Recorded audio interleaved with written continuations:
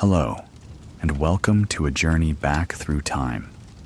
In this gentle and immersive exploration, we will wander the winding roads and candlelit halls of the Middle Ages to uncover the disturbing truth about medieval hygiene habits. Despite the unsettling details that history holds, our story will be told in a soothing, calming tone, perfect for drifting off to sleep while learning about the past. Get comfortable as we step into our time machine of imagination. Our journey will unfold in chapters, each a softly lit scene revealing how people of medieval times kept themselves and their surroundings clean, or not so clean, in an age before modern plumbing and science. We'll explore everything from daily bathing rituals and dental care to laundry, sanitation, and even the beliefs and superstitions that shaped medieval attitudes toward cleanliness. Each chapter flows into the next, guiding you through castles and cottages, monasteries and marketplaces across Europe and beyond. Together, we'll meet peasants and princes, monks and doctors, and discover that medieval folk often knew more about hygiene than we give them credit for, even if some of their methods were very different from ours. Now, take a slow breath and imagine the scene fading in around you. It's dawn in a medieval village. A cock crows in the cool mist, and a new day of our journey begins. Let us step gently into the past. Chapter 1: Daily Bathing Habits. Our journey opens in the soft light of morning, outside a simple timber cottage. A medieval villager named Eleanor steps into her yard, pitcher in hand. The air is crisp and dew sparkles on the grass. At the village well, she draws water and fills a wooden bowl. Though she won't submerge in a full bath today, she will top and tail, a quick wash of face, hands, and private areas, a routine expected of almost everyone each day. Kneeling by the bowl, Eleanor uses a scrap of linen as a washcloth, dipping it and wiping her face clean of the night's sleep. The water is chilly, but she hums softly as she refreshes herself. Even peasants valued a bit of morning cleanliness. A simple wipe down at a horse trough or kitchen basin was a common way to stay fresh. As Eleanor dries her face, let's wander into town, where the morning sun now gilds the thatch rooftops. We follow a murmuring stream toward the public bathhouse, a small wooden building from which wisps of steam and the low laughter of voices escape. Medieval towns often had public bathhouses, more than you might imagine. In fact, medieval people bathed more regularly than later generations did. By the 13th century, Paris boasted over 30 public baths, and in the early mornings the streets rang with hawkers crying, "Come to the baths, the water is hot." Even medium-sized towns might have a couple of bathhouses, sometimes conveniently built next to bakeries so they could borrow the heat of the ovens to warm the bathwater. We peek inside the bathhouse to find a surprisingly social scene. In a dim room lit by lanterns, several large wooden tubs are arranged. The tubs are lined with cloth and filled with warm water that attendants lug in with steaming buckets. A mix of townsfolk, men, women, even families, lounge together in the baths without much inhibition. Medieval people, we learn, were at ease with casual nudity in these settings. Bathing was often a communal activity, as relaxed and convivial as a modern trip to a cafe. Men and women sometimes bathed together, playing games, chatting, even sipping ale or wine as they soaked. It was not merely about getting clean. It was entertainment, their version of going to the pub. Notice a serving boy moving between tubs with a tray. He offers bathers refreshments of bread, cheese, and watered wine. Indeed, some bathhouses had a party-like atmosphere. In later medieval Germany, bath feasts became popular. People would rent out a bathhouse for a festive gathering, dining and drinking while lounging nude in big tubs. In one 15th century illustration, couples sit together in tubs sharing a meal, while others relax on beds in the background. Our scene here in the village is humbler, but even these locals treat their bath as a little holiday from toil. The bathing process itself is gentle and thorough. A bather nearby pours a jug of warm water perfumed with herbs over her shoulders. The bath attendant hands her a bar of soft tallow soap, if she can afford such a luxury, or a vial of scented oil. Often, people washed with oils or soaps made from animal fat and ash, which cleaned the skin and left a light fragrance. If they were wealthy, they might use imported Castile soap made from fine olive oil, prized for its soft lather. In this modest bathhouse, simple lye-based soap will do. The woman lathers her arms and washes her body, then rinses with another dip of warm water. She smiles, eyes closed, enjoying a rare moment of calm. On a raised platform, a lord and lady of the castle have their own large tub prepared, privacy screens hung with sheets sprinkled with flowers, and herbs surround them. In grand households, bathing could be an elaborate ritual. Servants might line the tub with linen, spread fresh herbs like lavender and mint around to sweeten the air, and even place sponges or cushions for comfort. A medieval book of manners advised attendants to prepare a noble's bath with great care. Hang sheets around, every one full of flowers and sweet green herbs. Have a sponge for him to sit on. Wash his body with a soft sponge and warm rose water, then pour it over him. In our bathhouse, there are no rosewater rinses, but an attendant does walk around offering scrubbing sponges and handfuls of aromatic herbs, perhaps chamomile or fennel boiled in the water to soothe sore muscles. Even this small town establishment knows a bit of herbal lore to enhance the bath. As we watch the bathers, we might be wondering, didn't I hear that medieval people never bathed? There is a common myth that the Middle Ages were 1,000 years without a bath. But in truth, baths and bathing were actually quite common, just done differently than today. Medieval folks certainly recognized the value of cleanliness. Health manuals of the time explicitly recommended keeping the whole body clean. A 14th century Italian physician named Mino de Maineri even wrote, "The bath cleans the external body parts of dirt," and he believed bathing could help one's digestion and overall health. He cautioned that bathing too long or in the wrong season, summer in his view, might weaken the heart or cause fainting, but taken properly, baths were seen as beneficial. In fact, Mino de Maineri was so serious about bathing that he laid out detailed rules, over 57 different bathing regimens for various conditions, age, pregnancy, travel fatigue, etc., totaling some 1,500 words of advice. Medieval writers treated bathing as a careful medical art, not a sinful indulgence. So, people bathed. But how often? That depended on who and when you were.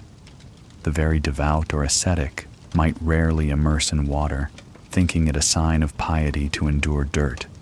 We'll meet one such monk soon. But most people washed regularly, at least parts of the body daily, and took full baths when practical. Common townsfolk might visit a public bath once a week or a few times a month, whereas the rich with private tubs bathed at home whenever they liked. For example, records show King John of England, 12th to 13th century, traveled with his own bathtub and a personal bath servant named William, ensuring he could bathe comfortably on his journeys. And in 1351, King Edward III had hot and cold running water piped straight into his special tub at Westminster Palace, medieval luxury at its finest. Royalty across Europe loved baths. They even threw bath parties to impress guests. This tradition went back to Charlemagne, 8th to 9th century. His biographer Einhard tells us the great king adored bathing so much that he would invite not only his sons, but nobles, friends, and bodyguards to join him, sometimes 100 men or more, all in the water together. One can imagine the laughter and camaraderie echoing in Charlemagne's grand bath hall as steam rose from the natural hot springs of Aachen. Meanwhile, in other parts of the medieval world, bathing was equally, if not more, important. If we drift our gaze far to the east, we'd find that late medieval Japan developed a thriving bath culture. By the 15th century, the Japanese had public bathhouses and rituals for washing off the dust of daily life, elevating bathing to a significant social practice, though in earlier periods it had been limited mainly to the elite. And in the Islamic Middle East and North Africa, bathhouses were ubiquitous and beloved. A traveler's account from the 11th century claimed the city of Baghdad had 60,000 bathhouses, likely an exaggeration born of awe, but underscoring that baths, hammams, were a cornerstone of urban life there. Muslim cultures held cleanliness as part of religious purity, with ritual washing ablutions required before prayers, so regular bathing was encouraged. The contrast must have been striking for European crusaders arriving in the Holy Land, coming from colder climates with fewer baths. They found cities filled with elegant bathhouses where men scrubbed and perfumed themselves frequently. In fact, some Christian observers thought the Saracens' habit of bathing daily was overly luxurious, even suspicious, not realizing it was linked to hygiene and faith. Back in our cozy village bathhouse, the light through the cracks in the shutters has shifted. An hour or two has passed while we've mused on baths across the world. Our villagers begin to climb out of the tubs. The water has cooled and their fingers are pruny. One by one, they dry off with coarse linen towels. Modesty is a bit relaxed here. People wrap in sheets or simply drip dry by the hearth where a low fire keeps the chill off. A woman combs out her wet hair, while another uses a small knife to scrape dirt from under her nails. They all look content and refreshed. Outside, the town crier's bell can be heard. It's late morning now, time for market. We notice a young apprentice draining one of the tubs. He pours the used bathwater out the back door onto a patch of weeds. There is no notion of modern plumbing here. Wastewater just soaks into the earth or street, but at least it's just soapy water. For now, the bathhouse smells of herbs and clean skin. As our friends dress and depart, we should mention that this pleasant scene would sadly become rarer in later centuries. Towards the end of the Middle Ages and into the 16th century, public bathhouses in Europe went into sharp decline. A combination of factors: stricter moral attitudes of Reformation and counter-Reformation leaders, who worried these mixed-gender baths led to sin, plus the terrifying outbreaks of plague and syphilis, made people wary of communal bathing. The newly spreading disease of syphilis in the late 15th century, especially, gave bathhouses a bad reputation, as they were linked with prostitution and promiscuity. By the 1500s, public baths in places like England, the Low Countries, and parts of Germany had largely closed. Erasmus of Rotterdam wrote in 1526 that a mere 25 years earlier, nothing had been more fashionable in his region than public baths. But today there are none. The new plague has taught us to avoid them. Only when the medieval era ended did Europeans ironically become grimier, skipping baths out of fear or prudishness. But in the high Middle Ages of our story, folks still happily believed in a good bath. Now, the bathhouse is empty, its waters drained, and quiet midday light slants across wet floorboards. Our time-traveling perspective drifts outside, back into the village lane. clean and content townspeople disperse to their chores. Eleanor, our villager, passes by carrying laundry, surprised to see the baker and his wife coming from the bathhouse with damp hair, a mid-morning soak. She smiles and waves. As the day warms, we will follow Eleanor on another task, caring for her teeth and kitchen garden herbs. Indeed, medieval hygiene wasn't just about baths. Next, we'll discover how people kept their teeth clean and breath fresh in a world without toothpaste or dentists. The scene gently shifts. Imagine now a humble cottage kitchen with herbs hanging from the rafters as Chapter 2 begins. Chapter 2, Dental Care and Oral Hygiene. The morning sun finds us in Eleanor's cottage now. It's a simple, cozy room, earthen floor swept clean, a straw bed in one corner, and a small hearth where a cauldron simmers with porridge. Eleanor has finished her morning chores and sits by the window, which is propped open to let in a mild breeze. On her lap is a small bundle of fresh herbs, mint and sage leaves she picked from her garden. On the table lies a rough strip of linen cloth and a cup of salt. It's time for Eleanor to tend to her teeth. Despite the lack of modern toothbrushes, our medieval villagers did take care of their teeth with surprising diligence. Eleanor, like many others, follows a routine passed down through generations. She takes one of the mint leaves and chews it thoughtfully, enjoying the burst of freshness on her tongue. Then she wraps the linen cloth around her forefinger, dips it lightly in the salt, and begins to rub her teeth and gums with it.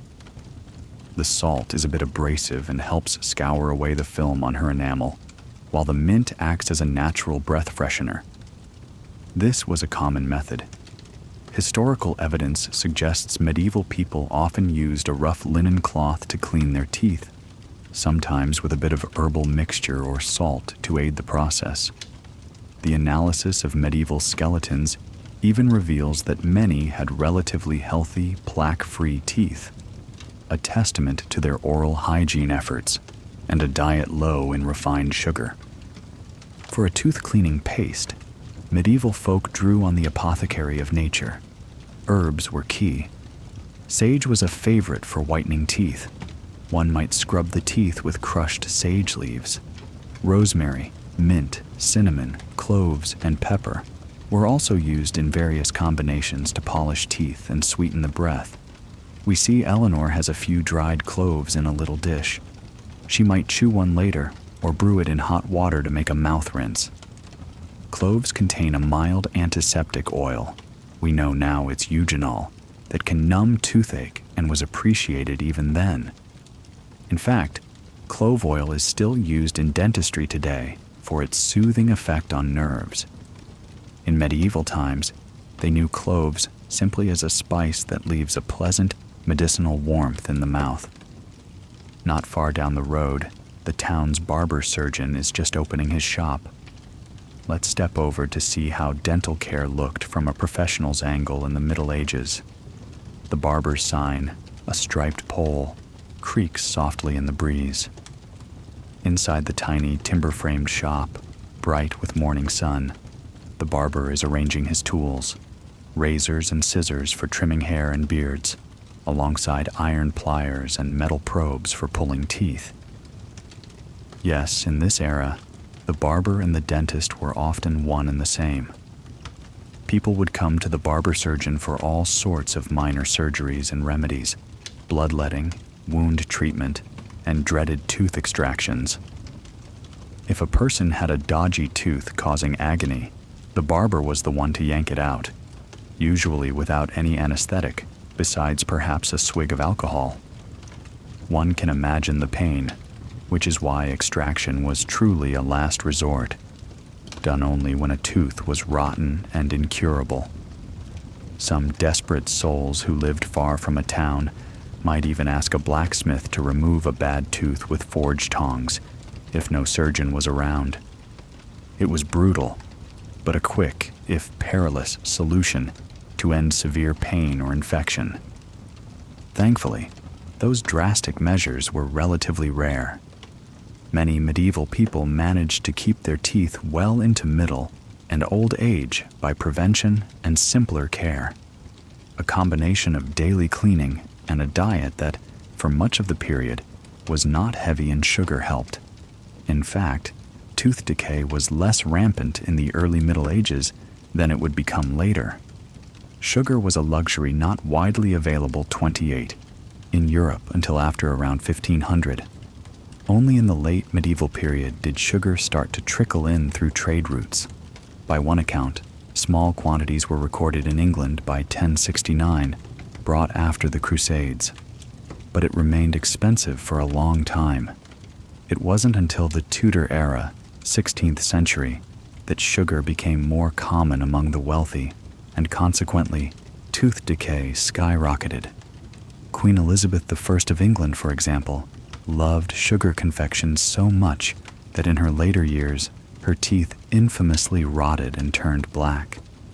The Queen's severe toothaches were legendary. She was so afraid of extraction that, according to one anecdote, an obliging bishop had one of his own teeth pulled out in her presence just to prove it wasn't fatal. Still, Elizabeth remained fearful, and her dental health never recovered, a stark change from medieval times when people's teeth were usually in decent shape. Our friend Eleanor doesn't know the future of sugar. She's content chewing her mint and salt mixture. After a couple of minutes of gentle scrubbing, she spits into the hearth. The salty, herb-tinged spittle sizzles in the embers, and then takes a sip of water to rinse. She also has a toothpick, a slender, whittled twig, which she uses to dislodge a grain of barley porridge from between two molars. Yes, toothpicks are not a modern invention. Archaeologists have found medieval toothpicks of wood, bone, and even precious metals for the fancy folk. A clean mouth feels good to Eleanor, just as it does to us. To further freshen her breath, Eleanor has one more recipe: a mouthwash made from diluted vinegar and herbs. Medieval people did concoct mouthwashes. One common approach was to steep herbs like mint or cinnamon in wine vinegar, creating an astringent rinse. Eleanor's version has a bit of parsley and sage steeped in cider vinegar. She pours a small draught from a flask, swishes it around her mouth, and grimaces slightly at the sharp taste. But it does leave her breath smelling like pickled herbs, which, believe it or not, is an improvement by the standards of the day. Even simple vinegar water alone was used to freshen breath and likely killed some bacteria.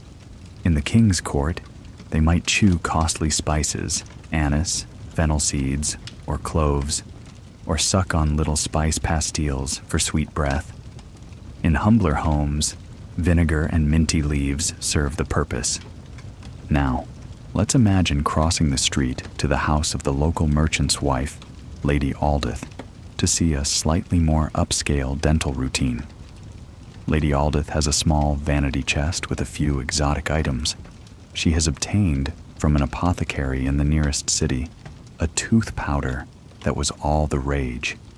Its ingredients include crushed coral, powdered charcoal, and maybe even a bit of ground fish bone, purported to whiten the teeth to a nice gleam. Some recipes of the time recommended burnt breadcrumbs or ground egg shells mixed with pumice for scrubbing teeth, a gritty paste to polish away stains. However, one must be cautious.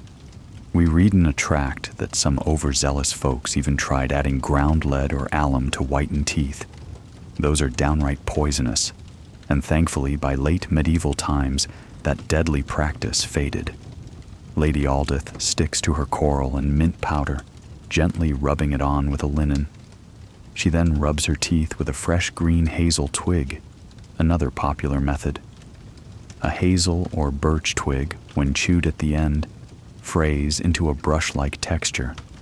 This miswak-style toothbrush was, in fact, introduced to Europe through contact with the Islamic world. The miswak, a twig from the Salvadora persica tree, had been used for centuries in the Middle East as a natural toothbrush. Crusaders and travelers saw Muslims cleaning their teeth daily with these twigs and brought the idea home. Soon, Western Europe caught on, and people of means would use local twigs, like hazelwood, similarly. It's a perfect example of medieval cross-cultural exchange and hygiene.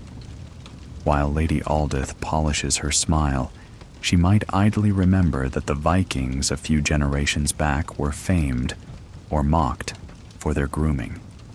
Old English writers commented that Viking men brushed their hair and washed every Saturday, even brushing their teeth with twigs or rags, which made them too attractive to local women. Good hygiene, evidently, was notable enough to mention in chronicles. Of course, not all dental issues could be solved with mint and hazel twigs. Medieval medical texts did include treatments for toothache and diseased teeth. One common belief across many cultures was the existence of the toothworm. If someone had a throbbing cavity, it was thought a tiny worm was gnawing at the tooth from inside. This was an ancient idea, dating back to Babylonian times, that persisted through the Middle Ages. To combat the imaginary toothworm, healers tried some creative remedies. For example, they might burn a candle or herb, such as henbane seeds, near the bad tooth so that the smoke would drive the worm out. A 14th century account even described the Pope's dentist treating him by smoking out a worm that tossed to and fro in a decayed tooth. We can imagine our barber surgeons sometimes attempting this for a patient unwilling to lose a tooth, having them sit with a foul-smelling seed burning on a metal plate under their nose, hoping a worm would drop out. Needless to say, this didn't really work, but now and then, the heat or the herb's mild numbing effect might give some relief, enough to encourage the belief. For aching gums or loose teeth, medieval folk turned to their gardens and spice racks. Mouthwashes with wine, vinegar, or urine. Yes, some recipes suggested rinsing with one's own urine.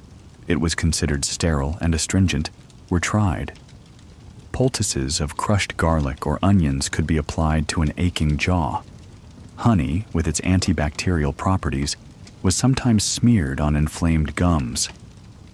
There's an old recipe advising to boil mastic tree resin, pepper, and mint in wine, and use it as a rinse to strengthen teeth. We can almost smell that concoction brewing in a healer's cottage, spicy and sharp. By and large, the results of medieval dental care, while not perfect, were reasonably good. Modern examinations of medieval skulls find that many individuals had surprisingly sound teeth, often worn down by coarse bread and grains, but not as riddled with cavities as later periods. The coarse bread actually helped abrade plaque, and lack of refined sugar kept decay at bay.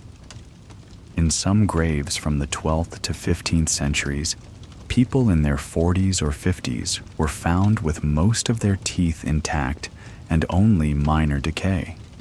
A fact that astonishes us today, considering they had no fluoridated toothpaste or electric brushes. One famous example. When the tomb of an English noblewoman, Mary of Suffolk, aunt of Elizabeth I, was opened in the 18th century, observers noted she still had a good set of teeth decades after death, and at the Tower of London, archaeologists unearthed medieval jawbones showing relatively healthy teeth with only a few cavities. Clearly, medieval hygiene routines, daily brushing with cloth or stick, herbal pastes, and regular washing of the mouth, did pay off. Before we leave this chapter, a brief look at what happened when things went very wrong. Imagine a poor medieval person with a terribly infected tooth, face swollen, feverish from an abscess. If they went to the barber and extraction was deemed necessary, the procedure would be quick and crude. The patient would sit on a stool, helpers might hold them down. The barber surgeon would grip the offending tooth with his iron pliers and, with one strong yank and twist, pull it out. There would be blood, a scream, maybe a shattered tooth if it broke, which often happened.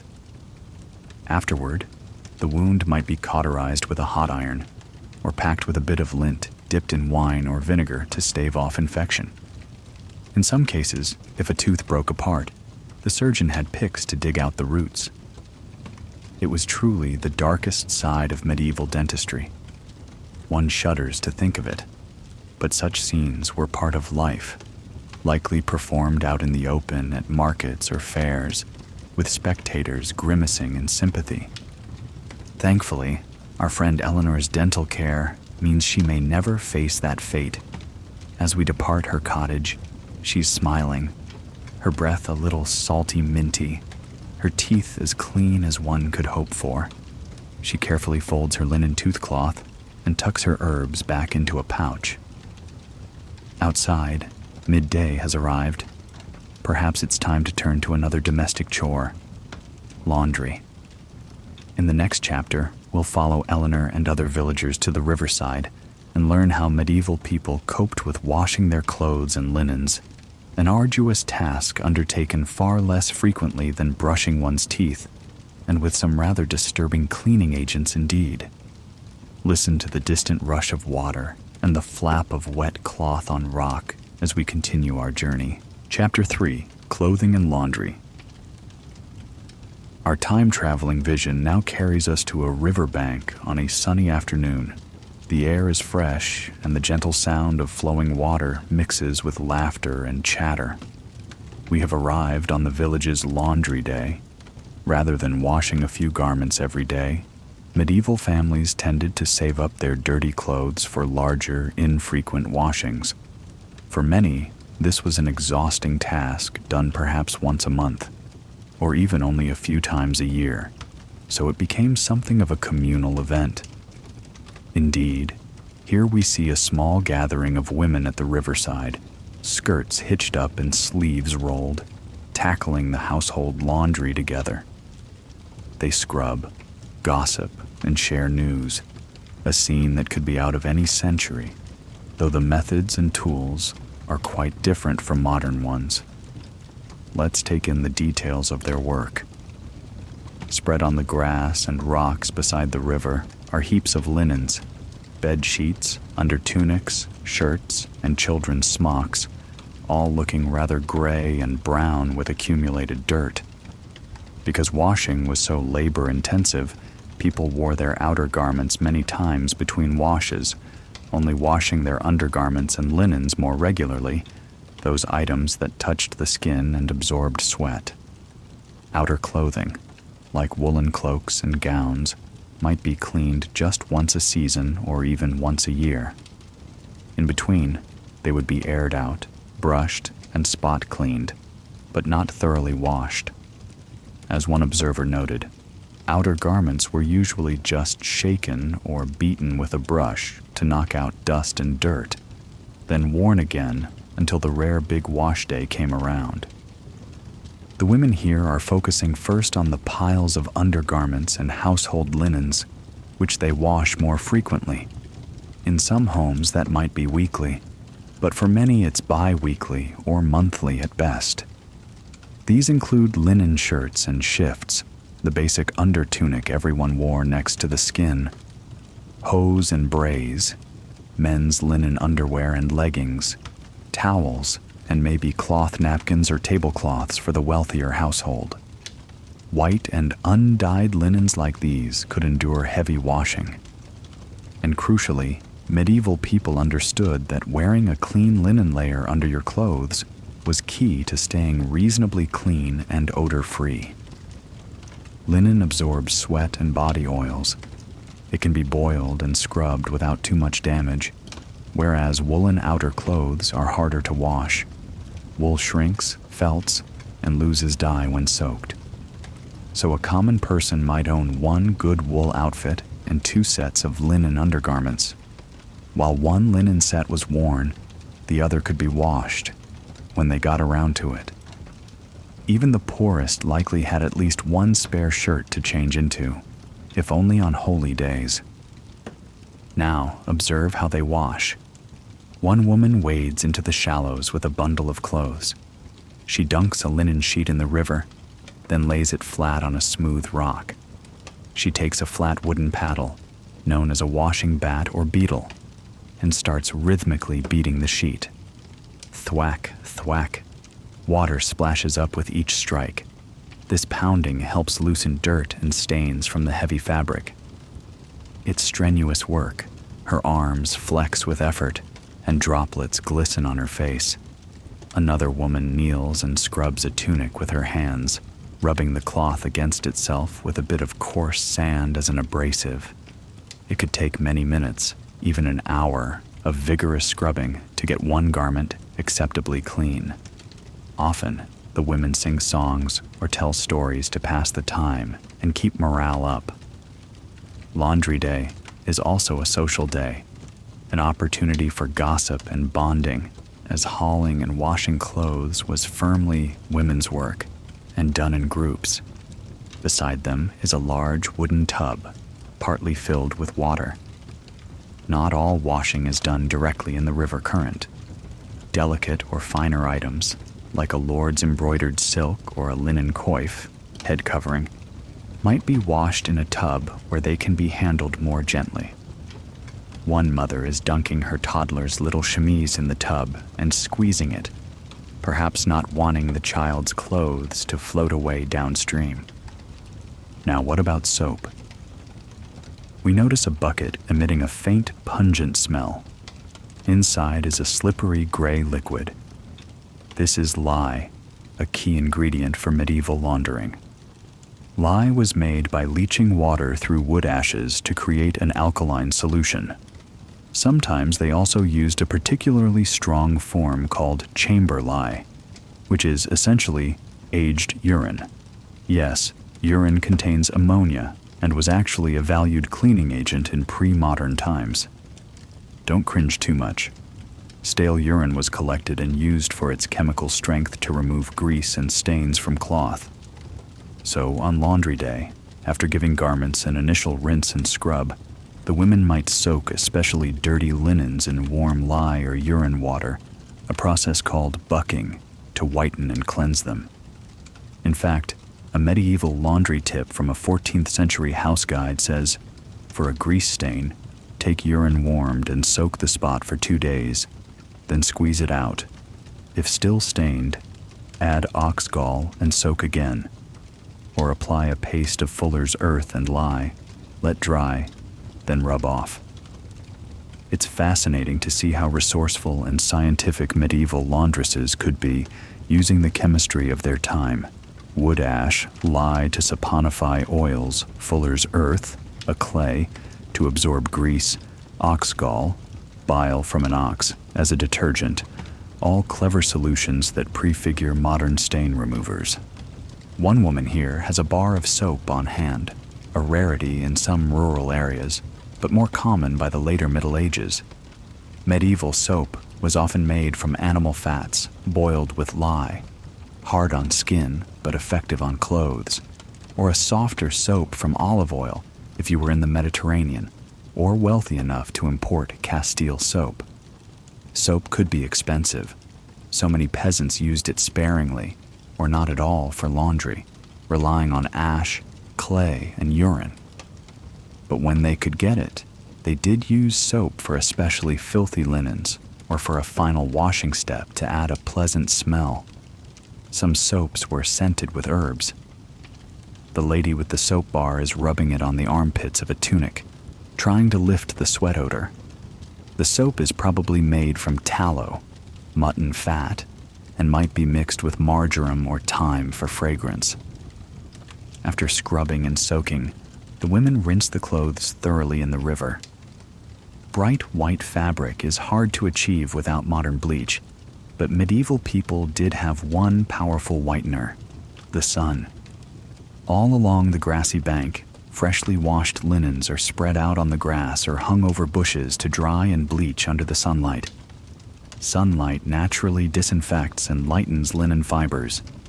Fair maidens in stories are often described as having gowns white as driven snow, which was an ideal, achieved by persistent sun bleaching of linens and perhaps a bit of blue dye. Blue tint can make yellowish cloth appear whiter, a trick used later with bluing. The women also drape some sheets over wooden frames they've set up, akin to simple clotheslines. Others use what they have. Hedgerows and fences are lined with drying tunics fluttering in the breeze. It's a picturesque scene, as geese wander among the drying linens and children play nearby, carefully avoiding stepping on the clean sheets, lest they face mother's wrath. Let's not forget woolen clothing, which is a trickier matter. A couple of heavy wool cloaks and kirtles lie off to the side. Washing wool is a special chore. Wool can shrink and warp badly in hot water or with rough handling. So wool garments are often just spot cleaned or freshened between wearings rather than fully washed. When they do need a deep clean, the task might be handed to a professional fuller. Fullers were tradespeople who specialized in cleaning and finishing woolen cloth.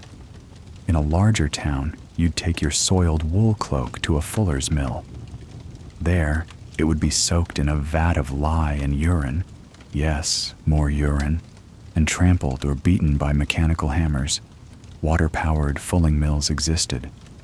This process not only cleaned the wool, but also fulled it, meaning it matted the fibers together tighter, strengthening and shrinking the fabric to make it warmer and more wind-resistant. Our village has no fulling mill, so they might do a basic version at home. Soak the wool cloak in a barrel of lukewarm chamber lye overnight, then have someone walk on it, wearing clean feet or boots, to work the liquid through, and finally rinse in the river and stretch it back into shape while drying. It's arduous, and thus done infrequently. That's why one of the women remarks with a sigh that this is the first time she's properly washed her wool dress since last autumn. She says this while brushing the cloak with a bunch of twigs to lift out dust before it gets a light wash later. The scent of herbs drifts by. Medieval laundresses often added good-smelling plants to their wash or final rinse. A handful of soapwort, a plant whose leaves create a mild soapy lather, is being swirled in a tub for the more delicate silks. Another woman sprinkled marjoram and lavender in the rinse water to leave a pleasant aroma on the sheets. They also believe some herbs can repel pests. Wormwood is one such, known to drive away fleas. In fact, an old rhyme by Thomas Tusser, 16th century but reflecting earlier practice, advises strewing wormwood in chambers to keep away fleas. The same principle might apply here. A wormwood rinse could discourage lice from clean clothes. Given how precious a respite it was to wear freshly washed, louse-free garments, these measures made sense. We watch as the women wring out the last pieces, twisting lengths of linen to squeeze water out, muscles straining. A young girl helps her mother fold a still damp sheet to carry home for indoor drying. If bad weather threatened, laundry could be hung indoors near the hearth, but today is fair. As items dry, some of the older girls come along with flat wooden boards, battledores, to beat the dry linens, shaking out remaining dirt and softening them. A few particularly nice pieces, like the priest's altar cloth, might be ironed. Yes, they did have early irons. A simple one is an iron pan filled with hot coals and passed over cloth to smooth it. More common was just to carefully fold and press linens under weights. We note something interesting: the colors of the clothes. Many everyday garments are naturally colored: browns, creams, dull greens, which hide dirt well. The few bright dyed items, like a red kirtle or blue hose, won't be sun-bleached. They're dried in shade because the sun can fade dyes. And they might not be washed as rigorously to avoid losing color. There's also a superstition. Washing bright clothes in the same water as white linens could transfer color. so they usually wash whites and colors separately, a wisdom still echoed in modern laundry. As the afternoon sun starts lowering, the laundry work winds down. The women are tired. Scrubbing and hauling water for hours is backbreaking. Laundry was indeed one of the hardest domestic tasks in the Middle Ages. No wonder they did it as seldom as possible. But they take satisfaction in seeing all those cleanish sheets and shirts drying. The village will enjoy a collective sense of crisp freshness tonight when families put on their newly laundered underclothes and lie in beds made with air-dried linens. Before leaving, each woman gathers the clean laundry in baskets or slings it over shoulders. The linens smell of sunshine, river water, and a trace of soap or herb, a vast improvement over the sour and smoky odor they had before. It's a comforting accomplishment. As they walk home, they chat about how wearing clean linen also helped with personal cleanliness. A wise housekeeper in medieval advice books recommends changing one's undershirt frequently, daily if possible, because that keeps the body healthier and free of sores. And indeed, because they couldn't wash their bodies fully every day, slipping into a clean shift was a quick way to feel refreshed. Medieval people understood the connection. Regularly changing and washing the clothes that touch your skin removes the stinky dirt your body produces, as one modern historian summarizes their approach. Even those who could not bathe often could achieve a degree of hygiene by keeping their clothes, especially underwear, laundered as often as circumstances allowed. We should mention one more challenge the women discussed by the river: stain removal. Medieval life was messy. Food drippings, mud spatters, sweat stains, and worse. They swapped tips like modern people might share laundry hacks. Grease stain? We heard the urine soak trick in Fuller's Earth earlier.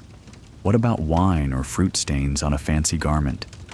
One recommendation was to use verjuice, sour green grape juice, as a pre-soak. An old French housekeeping guide insisted it could even restore faded colors. Ink stains from oak gall ink were probably hopeless, as are scorch marks from sitting too near the fire. Some things a medieval laundress just had to sigh and accept. As our laundry ladies depart, the sun starts to cast golden hues. The riverbank is strewn with a few forgotten clothespins. Well, not really clothespins as we know them. Perhaps wooden pegs or just slots in the drying poles. A lone stocking, is left draped on a bush.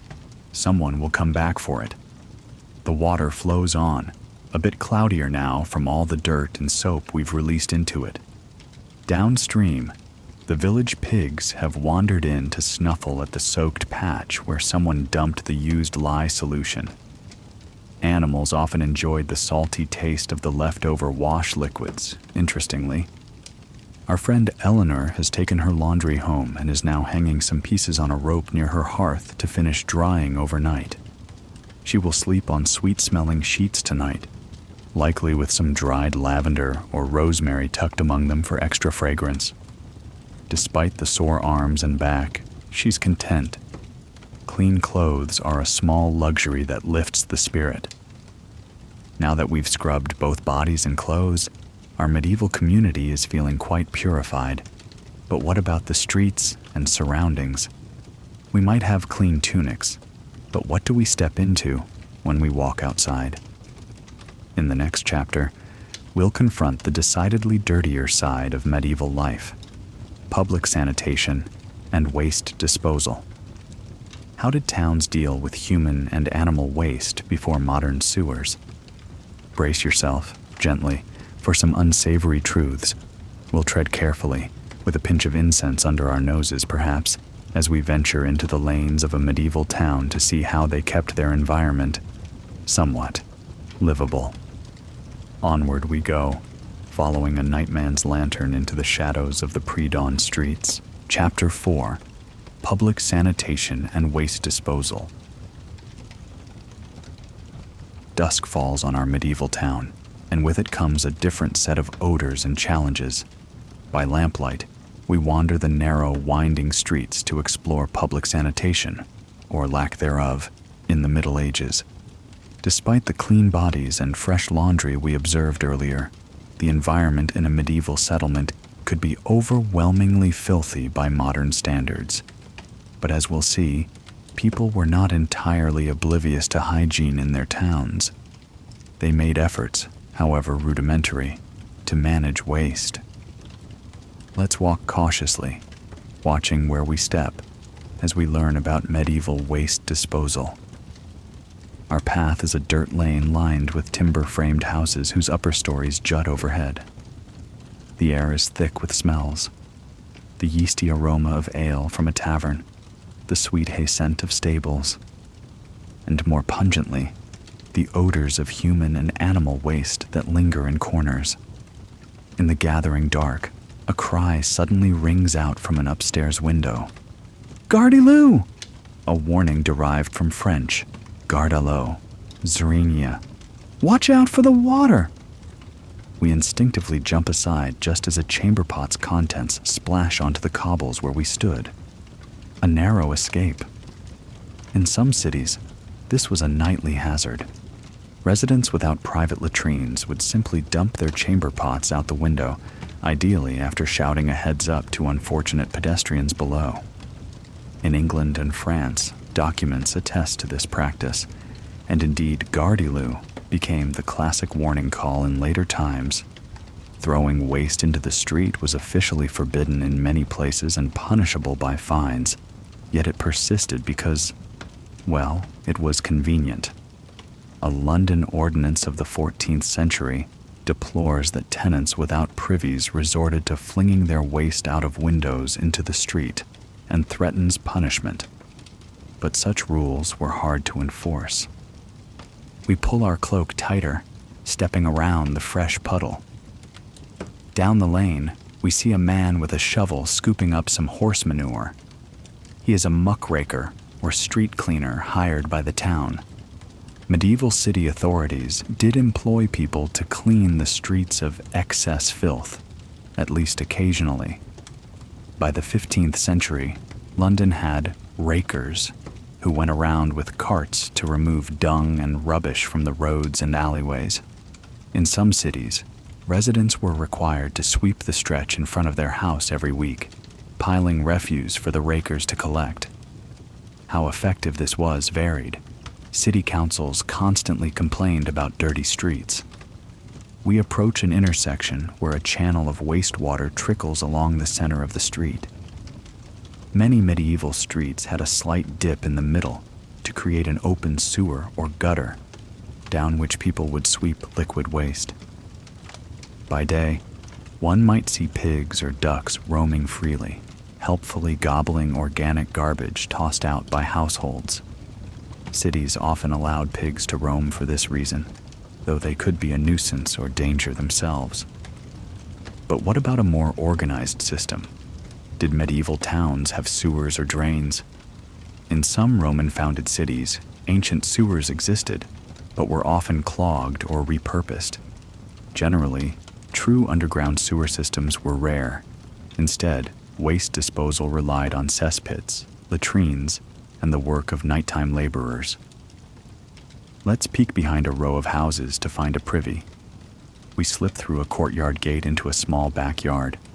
Here stands a little wooden outhouse, a house of easement. Inside, by lantern light, we see a simple bench with a hole, which opens to a pit below. This is a private household latrine. The waste falls into a cesspit dug in the ground. Many urban homes and inns had these cesspits. They might be lined with brick or wood, or sometimes just plain earth. Over time, they fill up, slowly draining liquids away into soil, leaving solids. To avoid overflow and dreadful smells, someone must empty them periodically. And here enters one of the most maligned yet vital professionals of the age, the gong farmer. It's the deep of night now, around 2 a.m., and most honest citizens are asleep. But with a creak of the yard gate, a duo of men enters carrying long-handled shovels and leather buckets. They wear ragged clothes and scarves over their noses. These are gong farmers, the men who clean out cesspits and latrines, aptly named after gong, an old word for dung. They work under cover of darkness to spare the public the sight and stench of their activities. Our presence is invisible to them as they set to work on the privy pit. One man lowers a bucket into the cesspit through an access hatch, while the other man, up top, prepares to haul. With a practiced motion, they begin scooping out semi-solid waste, years of accumulated human excrement, into the bucket. The air is foul, and we find ourselves instinctively breathing through our mouth. The gong farmers likely chew something strong, perhaps mint or garlic, to help mask the smell, or they simply have gotten used to it. Their job is one of the dirtiest imaginable, but it is not without its compensations. In Tudor England records, gong farmers earned around 2 shillings per ton of waste removed, which in today's terms was a solid wage. Some even received perks like payment in valuable brandy or wax on occasion. The men fill bucket after bucket, hoisting them up with ropes, and then carry them out to a waiting handcart in the alley. Typically, they must then transport this night soil outside the city walls to a dumping ground, or perhaps to nearby fields for use as fertilizer. Indeed, farmers sometimes paid for the privilege of taking this nutrient-rich waste to spread on their crops. It's a crude form of recycling, but effective. Human manure was known to enrich soil, though it also spread disease if not composted well. As the men toil, we recall some historical notes. In England, gong farmers were required by law to work only at night, 9 p.m. to 5 a.m., so as not to offend citizens by day. They were also often compelled to live in certain segregated areas of town, due to the smell clinging to them and general prejudice. Some famously awful accidents occurred. One, Richard the Raker, in London, 1325, fell through a rotten latrine floor into the cesspit and drowned in the foul muck, a cautionary tale retold in horrified tones by the English. Gong farmers risked their health. The lack of ventilation in cesspits exposed them to toxic fumes, methane, ammonia, and disease. We watch these men carefully notching a wooden brace to keep the pit's opening secure and themselves safe. Within an hour, they have cleared the pit significantly. Many cesspits were emptied maybe once every year or two, depending on size and use. They close the hatch, tip their caps to the homeowner, who has groggily come out with a lantern to pay them, and trundle off with their cart of waste. We quietly follow at a distance. Through the deserted streets they go, lanterns swinging. Occasionally, a guard or another late-night worker passes by. No one interferes with the gong farmers. Their work is understood to be necessary. At the city gate, they are let out. Beyond the walls, they head to a designated dumping site, perhaps a field or swampy ground downwind. Here they dump the night soil in a trench. Some of it will be buried, some left to weather. The stench in the cool night air is eye-watering, but by morning, it will dissipate a bit. As dawn breaks, we return inside the walls to see how the public sanitation appears in daylight. Towns tried to cope in various ways. Many places had ordinances forbidding butchers from dumping offal in the streets, or tanners from letting putrid liquids flow into public waterways. In 1357, Paris even created a position of street inspector to ensure residents weren't contaminating the Seine River, which provided drinking water downstream. Medieval city councils recognized that piles of refuse and stagnant filth could cause corrupted air and sickness, even if they didn't know about germs. The understanding was framed in terms of miasma. Bad smells equals bad health. Thus, cleaning efforts were motivated by the belief that foul odors bred disease. And indeed, in the absence of true germ theory, this heuristic sometimes helped, since filth often did correlate with disease. Now, let's examine how larger-scale infrastructure dealt with waste. One interesting development was the creation of public latrines in busy urban areas. We wander towards the market square by the river. Here, there's a small stone building perched actually over the river on the bridge. This is a public privy. In medieval England, they were sometimes called common privies or sage houses. By city ordinance, places like markets, docks, and city gates, where people gathered, were outfitted with public latrines so that folks wouldn't relieve themselves on street corners. For example, the city of York in 1301 decreed that each of its 4 main wards must have a public latrine for the populace. In London, Queen Matilda, wife of Henry I, financed a public latrine on the Thames riverbank as early as the 12th century, a charitable act for sanitation. These structures often were built hanging over rivers or streams, so that waste dropped directly into flowing water to be carried away. It saved the trouble of cesspit cleaning, though at the cost of polluting the waterways, unfortunately. We step inside the stone privy on the bridge, holding our breath as needed. It's essentially a long bench with multiple openings, no stalls or privacy, just an open row where people, men and women in separate sections, ideally, sit side by side to do their business. A record from London mentions one public latrine with 64 seats for men and another 64 for women. Quite a large capacity longhouse, funded by the will of the famous rich merchant Dick Whittington in the 1420s. Imagine a busy latrine like that. Neighbors in close quarters politely looking away, the river rushing below, perhaps a roof overhead to keep rain off, and probably a constant odor despite the open air. Yet, by medieval standards, this was a marvel of civic improvement. It was free, if endowed by a donor, or sometimes the city leased the privies to a private keeper who would charge a small fee. One Coventry record shows a man paying an annual rent to maintain and profit from the town latrines. Public restrooms required upkeep, clearing blockages, repairing the holes, and ensuring the waste chute to the river didn't clog. In Norwich, there's a note that in 1411, the city decided to scour and make new the public latrines in the marketplace and Guildhall, and even hired a latrine cleaner, latrinarum, who unfortunately drowned in the river while washing off after work. Such were the perils of sanitation work. Not all waste fell into rivers, of course.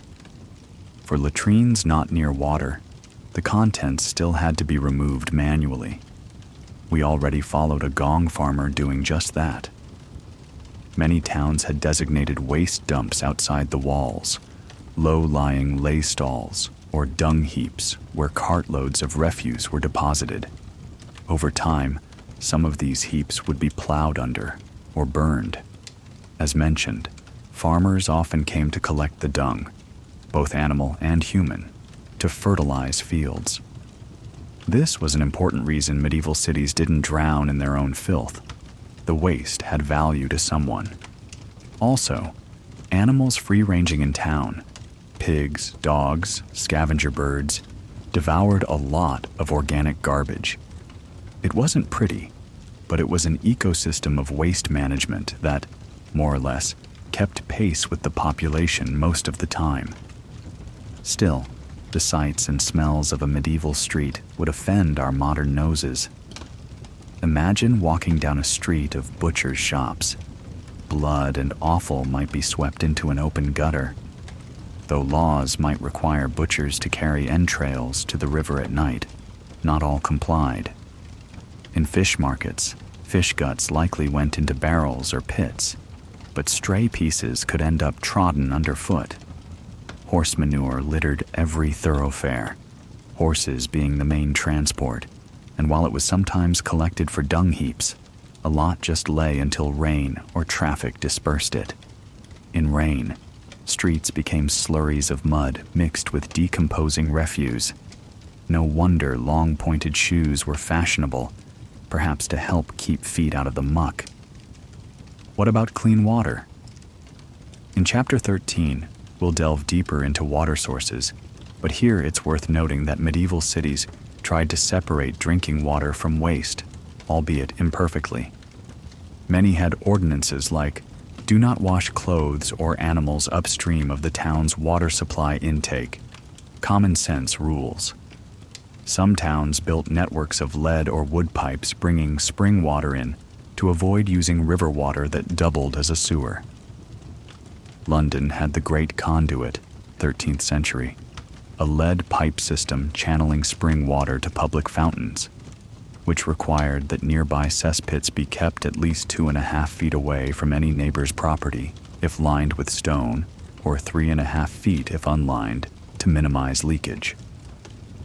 This kind of regulation, seen in the London Assize of Nuisance, aimed to protect both neighbors and water sources from contamination.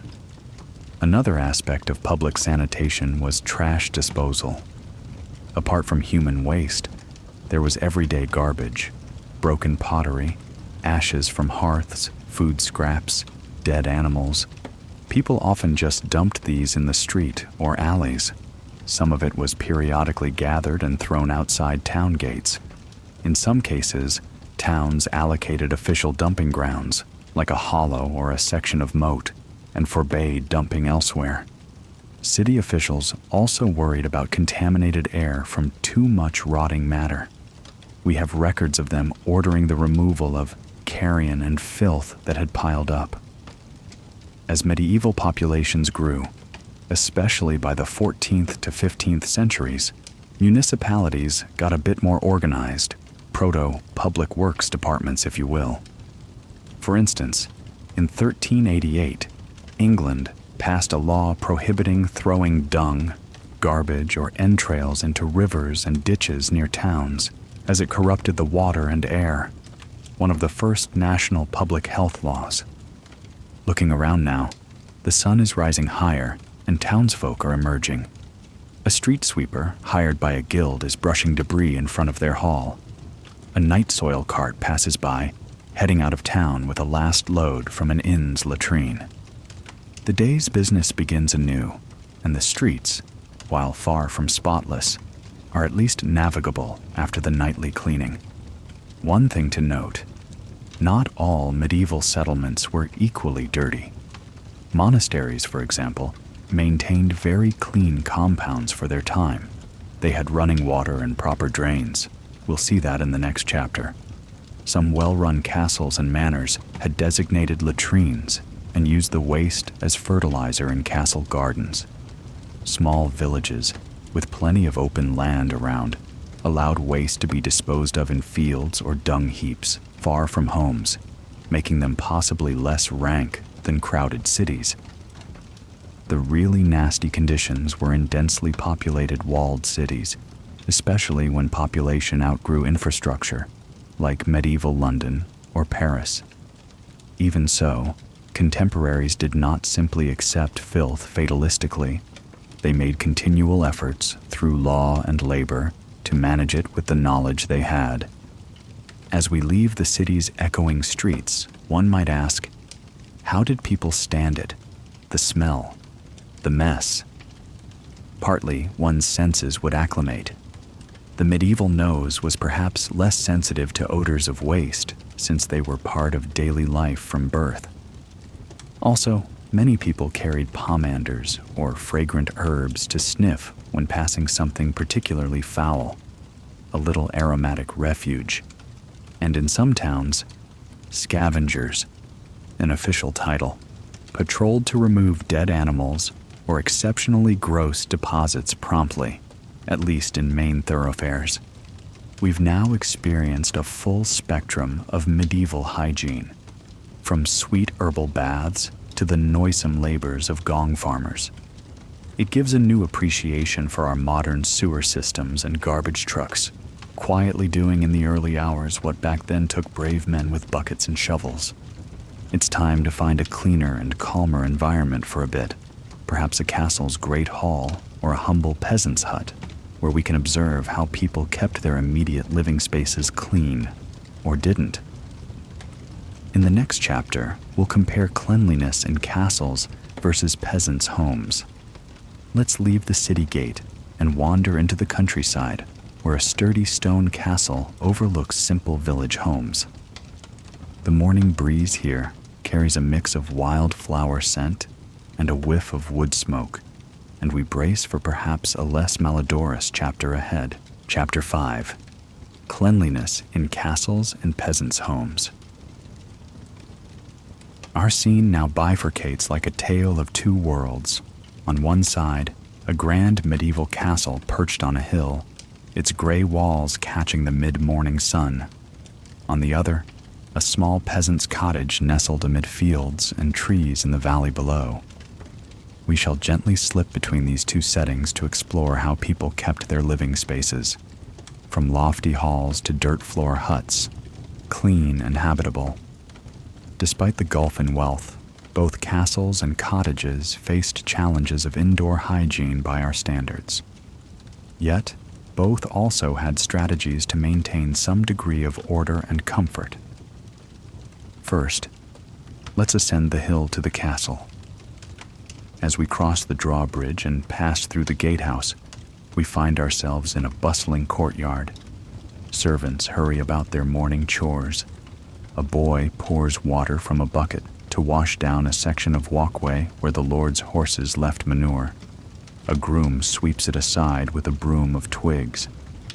Already, we see a difference from the public town streets. Within these lordly walls, there is a greater effort for tidiness, at least where the Lord might walk. Castles often had a whole staff of workers devoted to cleaning, not out of pure love of cleanliness, but because a well-kept home reflected the Lord's status, and also kept vermin and disease at bay in these close quarters. We follow a housemaid into the castle's great hall, the main living and dining space. The hall is still quiet, as the household finished breakfast and moved elsewhere. Sunlight streams through narrow arched windows, illuminating the dust motes dancing in the air. The maid's first task: sweep the floor. But this is no ordinary floor. It's strewn with rushes and herbs. Medieval castles and homes commonly spread rushes, marsh grasses, or straw across the floors, both to insulate against the cold stone or earth below, and to act as a sort of disposable carpet that caught spills and debris. Over time, however, these rushes became a hygiene hazard. As the maid lifts the old rushes with a rake, the smell of stale ale and old food scraps rises. It's time to replace them, a task that might be done a few times a year at most. Historical accounts vary. In some well-kept halls, rushes were changed monthly or seasonally, while in neglectful places, they might remain for years. One famous commentary by Erasmus, the Renaissance scholar, recalling earlier medieval practice, describes English floors where the rushes were seldom fully removed. The top might be replaced, but the bottom layer left undisturbed for perhaps 20 years, accumulating spittle, vomit, beer droppings, scraps of fish, and other abominations not fit to be mentioned. He lamented that whenever the weather changed, a vapor is exhaled, which I consider very detrimental to health. We can almost feel our nose wrinkle at his vivid description. Fortunately, our castle's lord is more attentive. He orders the rushes changed quarterly, let's say. So the maid gathers the malodorous old rushes, likely teeming with insects, fleas, lice, and even mice nests often lurked in them, and stuffs them into baskets to carry outside. She will later throw them on the castle midden heap. Meanwhile, Another servant brings in fresh green rushes cut from the riverside, dried a bit to avoid dampness. But before laying them out, the maid sprinkles something on the floorboards, a mixture of sweet herbs. Castles and wealthy homes would scatter aromatic herbs like lavender, thyme, rosemary, chamomile, mint, or marjoram among the rushes to mask odors and provide a pleasant fragrance when stepped on. It's like a natural air freshener. Some herbs also helped repel insects. Wormwood and rue were noted for driving away fleas. A medieval housekeeping rhyme advised, "While wormwood hath seed, get a bundle or twain, to save against March, to make flea to refrain. Where chamber is swept and wormwood is strown, no flea for his life dare abide to be known." So, as the maid spreads the new rushes and intermittently crushes some wormwood leaves underfoot, she's not only freshening the hall, but waging war on pests. With the floor recovered in a clean, fragrant mat of rushes and herbs, the great hall already feels more welcoming. Next, the maid turns to dusting and airing. She opens shutters to let in fresh air, though castle windows often had no glass, just wooden shutters or oiled linen covering. Here maybe a bit of morning breeze can waft in. She takes a feather brush to the long banquet tables and benches, sweeping off breadcrumbs and dust. Candlesticks are wiped free of soot, and any sticky spills from last night's ale are scrubbed with a damp cloth and a bit of lye soap, if available. If it were a day after a feast, they might even scrub sections of the wooden tables with sand or salt as an abrasive cleaner. Now look up. Grand tapestries and banners hang on the hall walls. Over time, these would accumulate dust and cobwebs. Today, one tapestry is due for cleaning. A pair of footmen carefully unhook it from the wall. They carry the heavy woven scene, depicting perhaps a hunt in verdant forest, outside to the courtyard and drape it over a line. Then, with flexible whalebone beaters, they begin to beat the tapestry to knock out dust. Thwack, thwack. Clouds of dust emerge with each strike. This is done periodically for all wall hangings, carpets, and beds, essentially the medieval equivalent of vacuuming upholstery. It's hard work, but vital. A dusty tapestry not only looks dull, it harbors moths and mites. After beating, they might leave it to air in the sun. Sunlight can kill some pests as well. Within the castle, specialized servants like scullions took care of the kitchen cleaning, while laundresses handled clothing and linens, and grooms did stables, etc. But overall, the housekeeper or chatelaine, if the lady of the castle managed the household, oversaw an army of staff to keep the residence as clean as practical. There was a hierarchy. The steward or seneschal managed estate matters. The chamberlain oversaw the lord's personal rooms, and under them, maids and pages executed cleaning tasks. Cleanliness was seen as part of good order and propriety. A well-run castle should not reek or appear in disarray. That would reflect poorly on its lord. 89. Despite these efforts, a castle was still a magnet for dirt. Consider the fireplace in the Great Hall. Every day, wood fires covered the hall in a fine layer of soot and ash. The scullion each morning had to sweep out the hearth, shovel the ashes aside, and lay new logs. That ash often drifted around, coating surfaces. Oil lamps and torches also left soot on ceiling beams. We see a boy with a long pole and cloth wiping the blackened beams as far up as he can reach, though completely soot-free ceilings were unlikely. Now think of vermin. Even with cleaning, medieval interiors were alive with small creatures. Mice and rats found their way into pantries and rushes. Cats were often kept as mousers.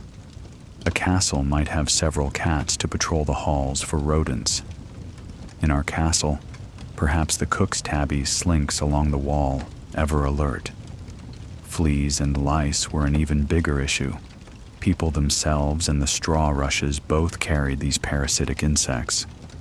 Regular sweeping and herb strewing helped, but couldn't eliminate them fully. The inhabitants would address lice by personal hygiene, combing hair with fine-toothed combs, for example, and by occasionally boiling clothing or bedding. But infestations were common. One advantage the nobility had: they could afford multiple changes of clothing and linen undergarments, laundered often, which aided in controlling body vermin.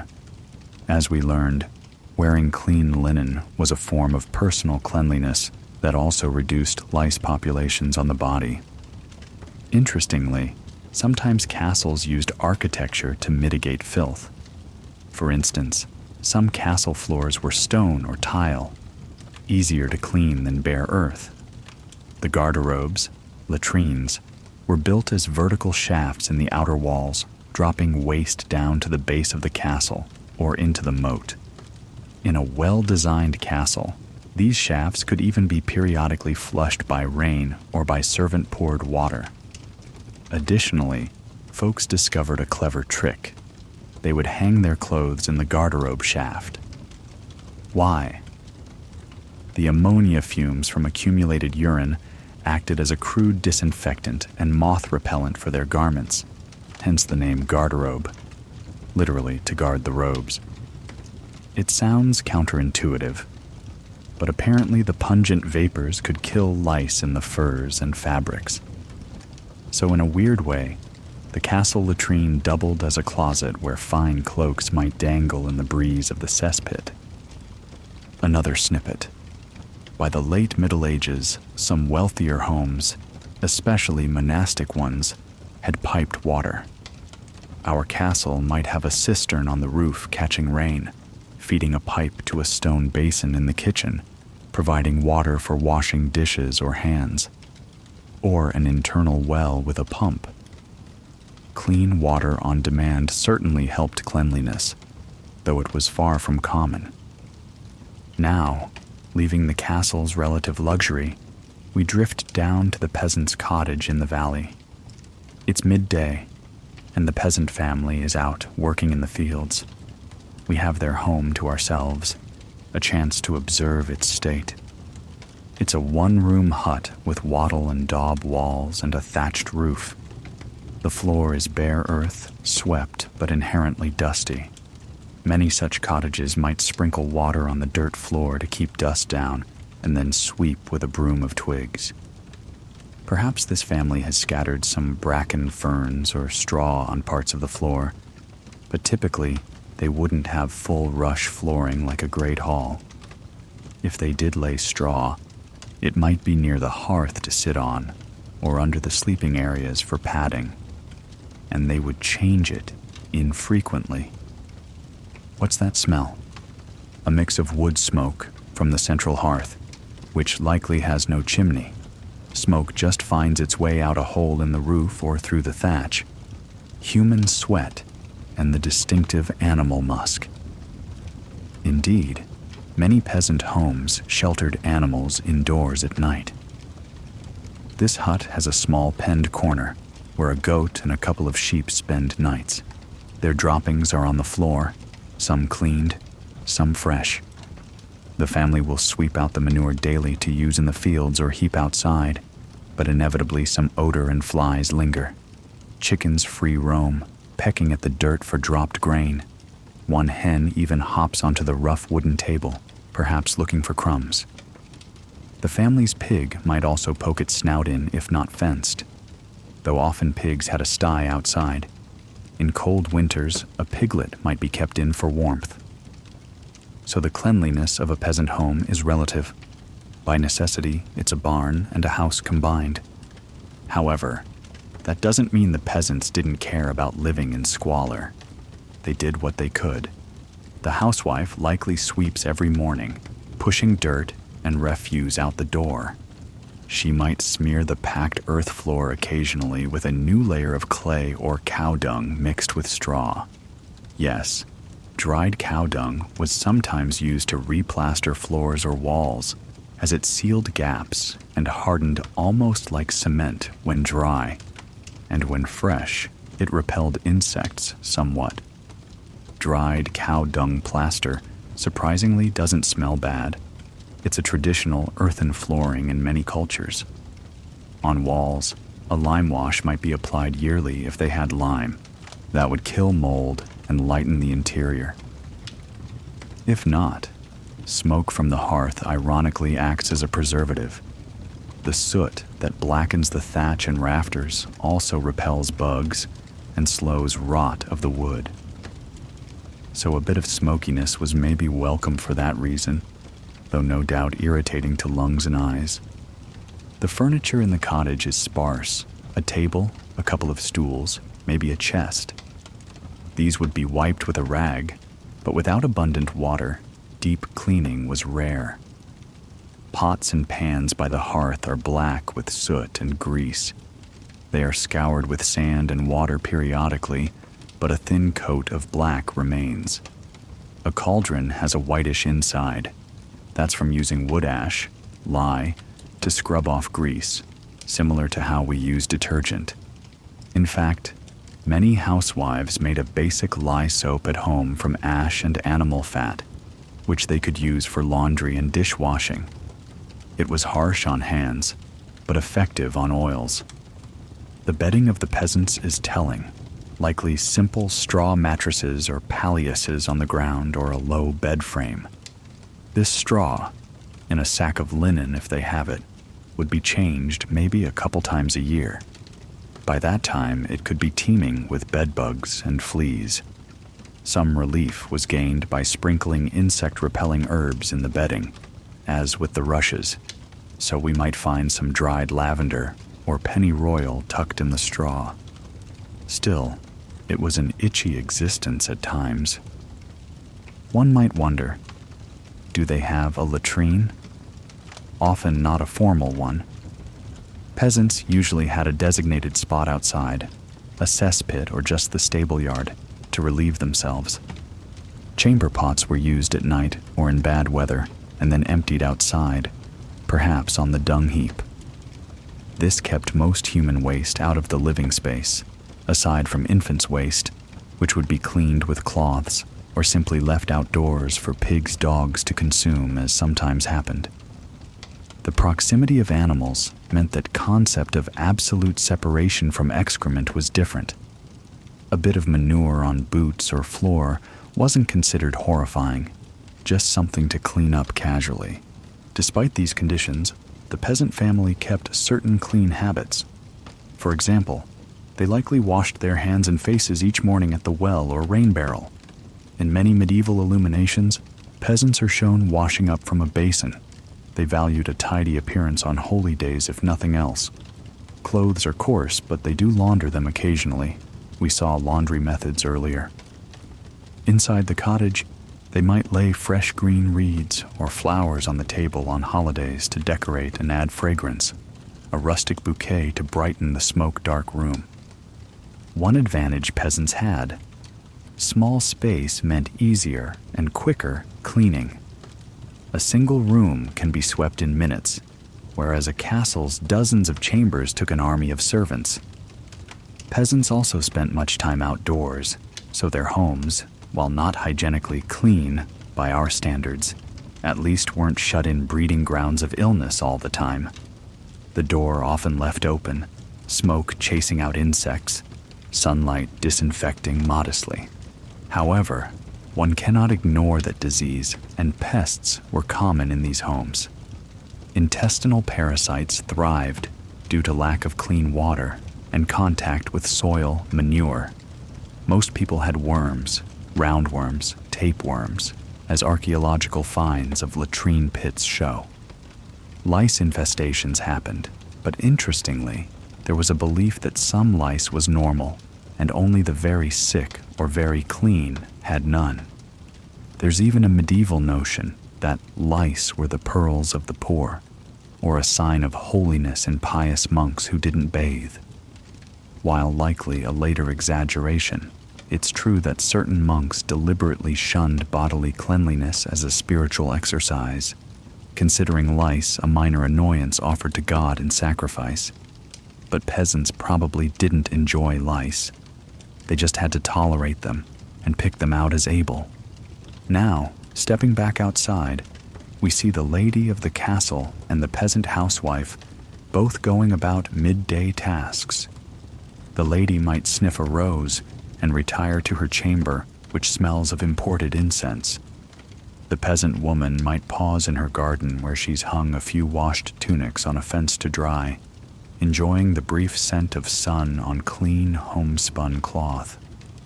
Both in their own context, appreciate cleanliness where they can. One by commanding servants to renew rushes and spray rosewater in her rooms, the other by sweeping dirt out the door and letting fresh air in. In summary, castle cleanliness was a matter of organized labor and some technological aid, herbs, soaps, engineering like garderobes, whereas peasant cleanliness relied on simpler repetitive chores and nature's remedies. Neither reached modern standards. Castles still stank at times of latrines and stale rushes, and cottages remained earthy and smoky. Yet, within those limits, medieval people clearly did strive for a livable environment. They too found excessive filth unpleasant, associated bad smells with bad health, and took measures to mitigate them. Having seen high and low, from scented halls to humble huts, our next chapter takes us to a very specific environment where hygiene held special significance: the monasteries. Monks and nuns led lives of ritual and order. How did cleanliness factor into their spiritual routine? There, we may find early forms of communal baths, piped water, and strict rules about washing and purity. The bells are calling us to the cloister. Let's answer and explore monastic cleanliness practices next. Chapter 6: Monastic Cleanliness Practices. Soft chanting drifts on the breeze as we approach a stone monastery tucked in a quiet valley. The sun is low, casting long shadows through the arches of the cloister walk. Here, in this world of prayer and discipline, notions of cleanliness take on both practical and spiritual dimensions. Monks and nuns in the Middle Ages observed rules, the regula, that prescribed many aspects of daily life, including bathing, laundry, and personal hygiene. We'll step inside the cloister of a Benedictine abbey around the 13th century to see how cleanliness was managed in a monastic community. First, we cross a neatly kept herb garden and enter the cloister garth, a green courtyard surrounded by covered walkways. A line of white-robed Cistercian monks processes slowly along, perhaps returning from the church after sext, midday prayers. As they pass, we notice something distinctive. Their heads are shaven at the crown, the tonsure, leaving a fringe of hair. This hairstyle had religious symbolism, but it also had a hygienic side effect. Less hair meant fewer places for lice to hide, though the monks often grew modest beards which could harbor lice. Still, regular shaving of the head likely reduced infestations a bit, and indeed, monks often had a barber monk, who periodically shaved tonsures and beards as part of grooming. We follow them to the lavatorium, the monks' washing area. Many monasteries had an ingenious water system. In the cloister, we find a large, ornately carved stone lavabo fountain, basically a water basin fed by lead pipes channeling water from a spring or cistern. The design might be a circle or trough with multiple spouts. As the monks arrive, they line up to wash hands before their meal, the Rule 94. Of St. Benedict required hand washing before eating, for example.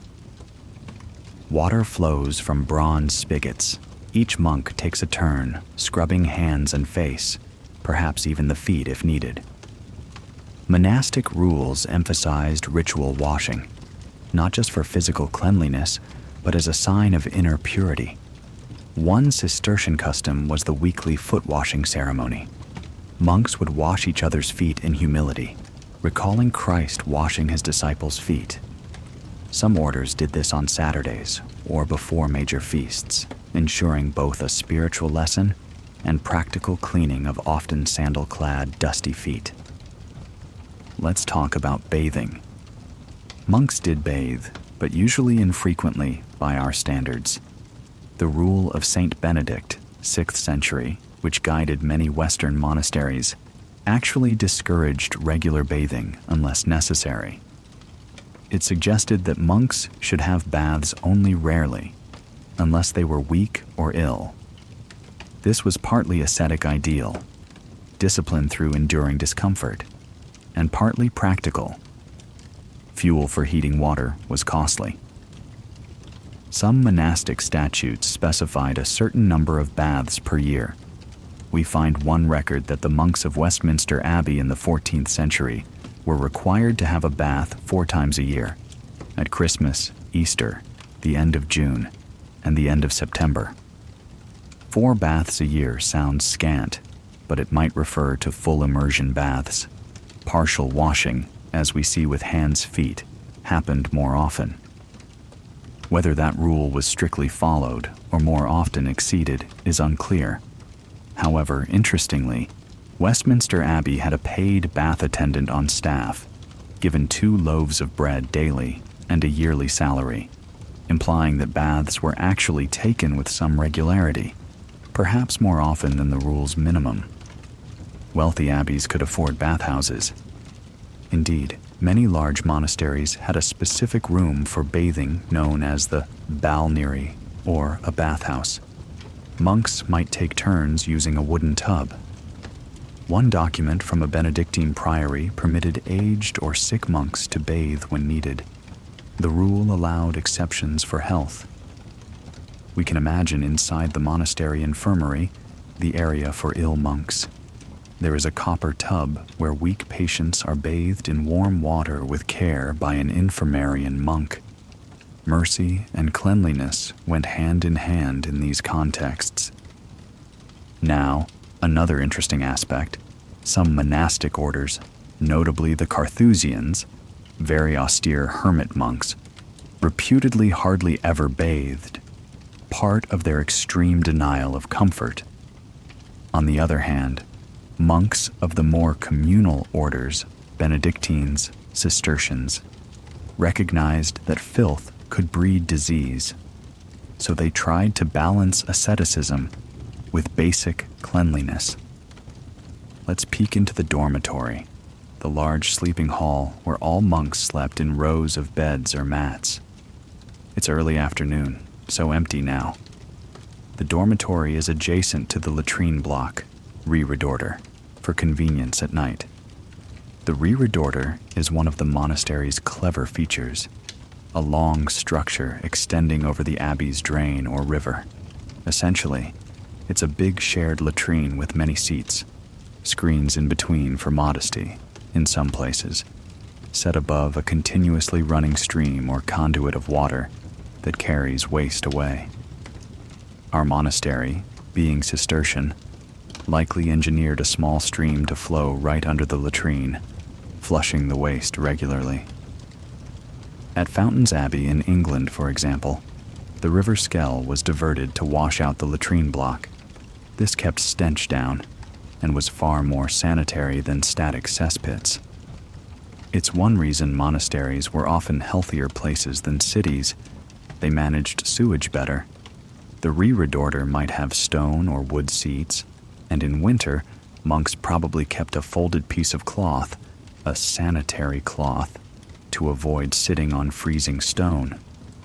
As for toilet paper, they might use rags, leaves, or handfuls of straw. One medieval source mentions moss or straw was used to wipe. The monks had a rule about not using the communal towels for unsanitary purposes, of course. Monasteries also had rules for laundry. The clothing of monks, habits, were tended by assigned brothers or by lay servants. Typically, monks had at least 2 robes, one to wear while the other was being washed, very similar to peasants, but monasteries had organized schedules. There's a delightful detail preserved. At Rochester Priory, a custom book describes how 2 servants in the laundry house were responsible for mending and washing the monks' undershirts and breeches and labeling them with each monk's name so they could be returned to the correct bed. They also had to have ready everything necessary for the monks' baths when the brothers went to bathe. They even made the soap for shaving the monks' tonsures. This shows how institutionalized hygiene was, specific roles and times for cleaning robes and bodies. Once washed, the clean habits were laid out on each monk's bed by the sub-chamberlain. Clearly, a monastic house, especially a wealthy one, could be quite meticulous about cleanliness. Monks also engaged in routine bloodletting for health. It was believed to balance humors. Interestingly, after a monk was bled, he was often given extra food and a bath to help recover strength. Monasteries scheduled bloodletting for the whole community at certain intervals, some quarterly. During those times, normal fasting rules were relaxed and, as noted, bathing might be permitted. The idea being that after losing blood, a warm bath and a good meal would prevent illness. We saw a reference that in the Rochester custom, the laundry servants had to heat the water and summon the bloodletter and make the fire before which the brothers must be bled. So the tasks of bathing and minor medical practice were intertwined. Walking through the corridors, we note the floors are relatively clean. A lay brother with a broom sweeps the cloister daily. Monastic compounds emphasized order and cleanliness as a reflection of spiritual purity and communal respect. Silence and cleanliness often went together in creating a calm, holy atmosphere. In the infirmary, monks who were ill or elderly had special rules. They could bathe more often if needed. They had separate latrines sometimes and their own garden. Monastic infirmaries resembled early hospitals, emphasizing clean linens and good ventilation. A 12th century account from Clairvaux Abbey tells how St. Bernard insisted on fresh rushes and clean sheets for a sick brother, demonstrating compassion through cleanliness. What about nunneries? Nuns similarly followed rules about bathing infrequently, but some records show nuns might be a bit less austere about washing, perhaps because women in convents often came from nobility and were accustomed to certain standards. One medieval nun wrote advice that young novices should not bathe too often, lest they fall into vanity, but should still keep their hands and face washed and wear clean underwear for modesty. The church of the abbey also had symbolic washings. The priest-monk washed his hands ritually at the lavabo during Mass as a sign of internal purification, hence our phrase, wash one's hands of something. Monks washed feet of guests too. Benedict's rule explicitly instructs that the feet of visitors be washed as an act of hospitality and humility, so a monastery had to have water ready for that as well. Overall, monastic communities were probably among the cleanest and best engineered enclaves of medieval Europe. They valued hygiene not for comfort's sake, but for health and spiritual symbolism. They also preserved a bit of the Roman bath and plumbing heritage. Many monasteries were built on old Roman villa sites with springs, and sometimes reused Roman pipes or bath structures. They truly had some of the first plumbing networks, with latrine sewers and fresh water conduits. As the sun sets, the monks gather for vespers, their evening prayer. We'll leave them in their orderly, cleanish domain and venture back out into the broader world of medieval beliefs. Cleanliness had moral and religious connotations beyond the cloister too. Next, we will delve into how people connected cleanliness with morality, sin, and virtue. Did being clean make one closer to God, or was shunning baths a sign of holiness? We've touched on both tendencies. Now we shall explore those beliefs and myths in Chapter 8. Listen as the bells toll and the chants echo. a fitting backdrop as we contemplate the purity of body and soul in medieval thought.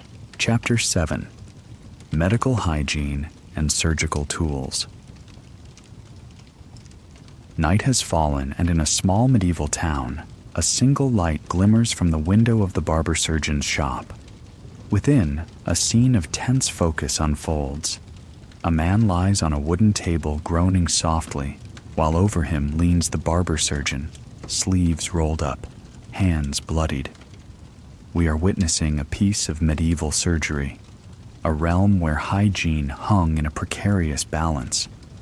In this chapter, we explore how medieval medical practitioners dealt with cleanliness, how they cleaned, or failed to clean, their instruments and surroundings, and what measures they took, or didn't take, to prevent infection.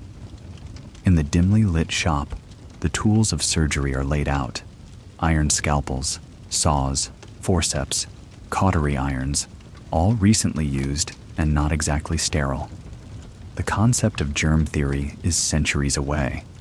Medieval surgeons and doctors do not understand that invisible microbes cause infection.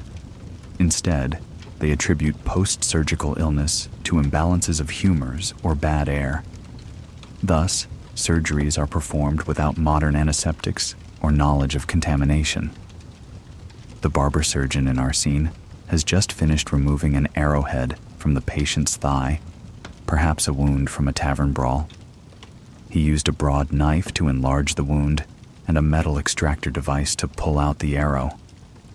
Now he is pouring wine into the wound, not out of an understanding of bacteria, but because experience has taught some that wine helps wounds heal better. The alcohol in the wine actually does act as a mild antiseptic. In fact, the use of wine or vinegar on wounds was one of the few effective antiseptic practices medieval surgeons employed. The famed French surgeon Guy de Chauliac in the 14th century recommended wine dressings for wounds, likely having observed their benefit. We see the surgeon now heat a cautery iron in a small brazier until it glows red. With a steady hand, he presses it to the wound. A sizzle and the sharp smell of burning flesh fill the air.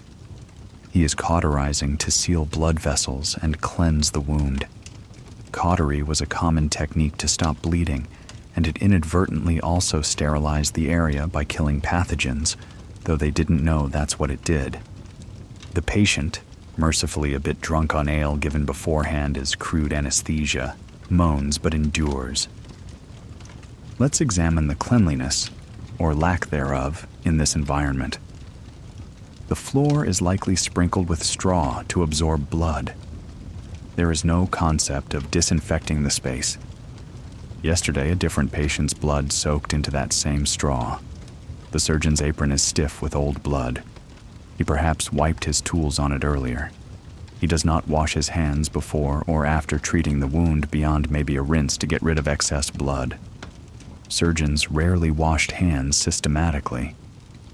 They might rinse in a bowl of water if handy, but there's no notion of scrubbing to remove invisible agents. As a result, infection was almost inevitable in major surgeries. Many patients survived the initial trauma only to die days later of what they called festering or poisoning of the wound. We know it as sepsis. Some surgeons did note that pus formed, and interestingly, many believed that having thick white pus was a sign the wound was cleansing itself. They termed it good pus. In reality, it was often the opposite, an infection. But a mild discharge was sometimes normal in healing, so they were partly confused by cases where a little pus meant healing. This misunderstanding meant they didn't aggressively try to keep wounds clear of suppuration. They often thought infection was part of healing. However, not everything was filthy guesswork. Some medieval surgeons were surprisingly advanced in wound care. Arnold of Villanova and other medieval medical writers advised washing wounds with herbal concoctions, using bandages soaked in wine or brine to stave off corruption. Honey was applied to wounds, as noted in some Arab medical texts like al-Zarawi's, Honey is naturally antiseptic due to its high sugar content and low pH. Soldiers of some cultures carried cautery oils or pitch to seal wounds quickly. There was also a mysterious remedy. Moss from a dead man's skull was sometimes applied, probably not effective, but illustrative of their trial and error approach. Now cast an eye to the surgeon's instruments. They are not shiny stainless steel, but iron or bronze. After finishing with this patient, does he clean them? He likely wipes them with a cloth, maybe rinses in a bowl of water. If he's particularly conscientious, or if he follows certain learned traditions, he might dip them in strong wine or vinegar after use. There is evidence that some surgeons recognized wine could clean their tools. In general, though, sterilization by boiling was not standard. Instruments often carried dried blood from previous operations. This cross-contamination was deadly, though they didn't realize it. Consider childbirth. Midwives were the practitioners here, not surgeons, but hygiene was minimal in birthing too. Still, midwives would wash the baby with warm water and salt, and they often used clean linens for mother and child as available. But they had no way to prevent puerperal fever, often caused by unwashed hands from one birth to the next. Though midwives tended to handle fewer patients than doctors later did in hospitals, ironically causing fewer epidemics than 19th century doctors did before Semmelweis. Inside hospitals, usually run by monastic orders, cleanliness varied. Medieval hospitals weren't surgical centers. They were more places of rest and prayer for the sick. But they did stress clean bedding and clothing. Nuns in charge would launder bed linens frequently and insist patients wash as much as they could. Some early hospitals had regulations like, each patient shall have a clean sheet, the bed shall be aired and straw changed between patients. It wasn't scientific germ control, but it came from compassion and an observation that foul odors and filth didn't aid recovery. Back to our surgeon's practice. On the shelf, we see potions and balms. Many of these are aimed at cleaning wounds or preventing rot. There's a jar of ointment of frankincense and myrrh, aromatic resins thought to help wounds. Another jar contains a poultice of moldy bread. It sounds odd, but in the famous case of the Bald's Leech Book, an Old English medical text, a mix including moldy bread and wine was used for eye infections, effectively making a rudimentary antibiotic, penicillium mold, in a weak form. Medieval practitioners didn't know why it worked, just that sometimes it did. Similarly, they'd apply cabbage leaves or plantain to wounds to draw out poisons. Some of these herbal remedies had mild antiseptic qualities. The lack of true hygiene extended to surgeons themselves. They wore blood-stained robes. The barber's pole, red and white, symbolized blood and bandages. They'd go from an abscess drainage to a broken arm without disinfecting hands or tools in between. If someone had a gangrenous limb, surgeons tried cautery or amputation, but the tools used could carry gangrene bacteria to the next patient. No one wore gloves, except perhaps to protect their own hands from hot cauteries or caustic chemicals used in some treatments.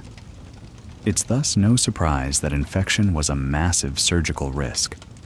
Many patients died of post-operative fevers and wound putrefaction.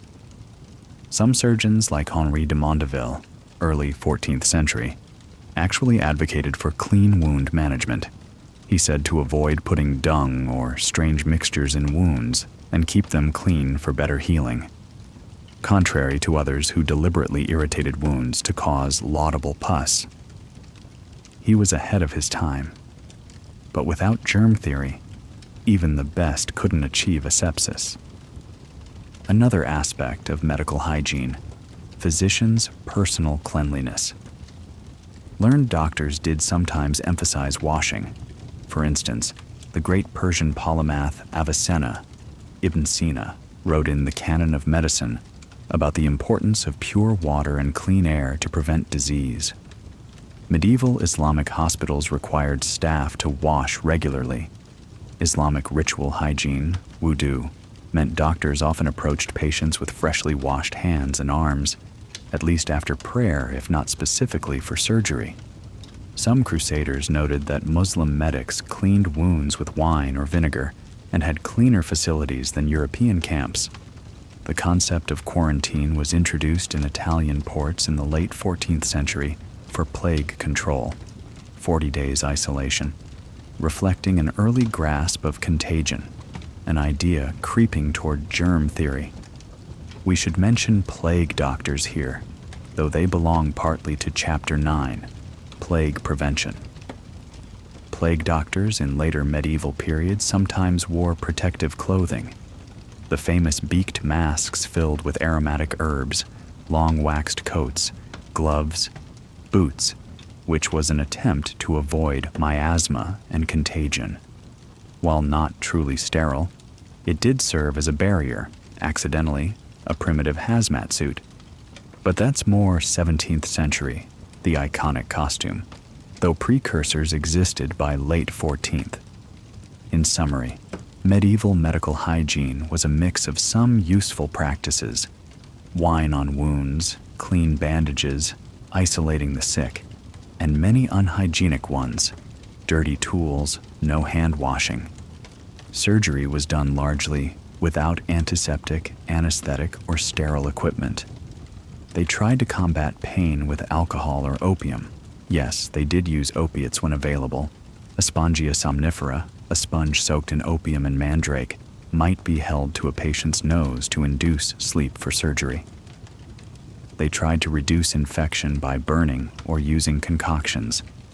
But ultimately, infection, blood loss, and pain were the trifecta of surgical problems. Blood loss they mitigated with cautery and eventually ligatures. Ambroise Paré in the 16th century reintroduced tying blood vessels, which actually was first mentioned by Avicenna centuries before. Pain relief remained rudimentary. Herbs like 120, henbane, hemlock in small doses, or simply speed. They operated quickly to shorten agony. And infection, nothing truly effective until much later. We leave the surgeon's shop as he ties a clean linen bandage around the patient's wound. They did value fresh, clean linen for bandaging, which helped. Even if not sterilized, at least it wasn't visibly dirty. The patient will rest, perhaps given a draft of herbal tonic to guard against fever, maybe containing sage, thyme, or garlic. Garlic is actually antibiotic. One Anglo-Saxon recipe with garlic has been shown to kill MRSA bacteria in lab tests. With luck, this patient might survive thanks to careful wound washing and the cautery's sterilizing effect.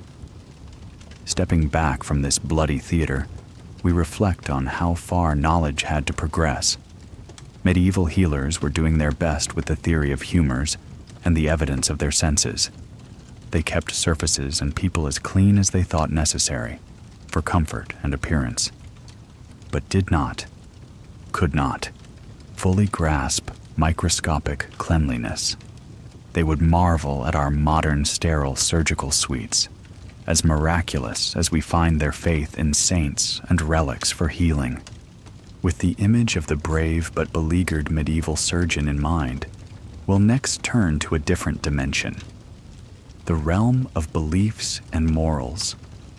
How did medieval people connect cleanliness with godliness or sinfulness? We touched on monks equating purity of body with purity of soul. But there were also those who saw bodily filth as holy suffering. It's time in Chapter 8 to shine light on the beliefs around cleanliness and morality, and how being clean or dirty could carry spiritual meaning in the Middle Ages. Chapter 8: Beliefs around cleanliness and morality. Our journey now takes a philosophical turn. In a candlelit medieval chapel, a preacher speaks softly to a small congregation about the virtues of purity. "Cleanse your hearts from sin," he intones, "and do not be like those who pamper the flesh with excessive bathing and finery." Such words reflect a tension in medieval attitudes. On one hand, cleanliness was associated with spiritual purity, hence baptism, washing as a metaphor for cleansing sin. On the other hand, too much concern with bodily cleanliness could be seen as vanity or worldliness, even a threat to the soul.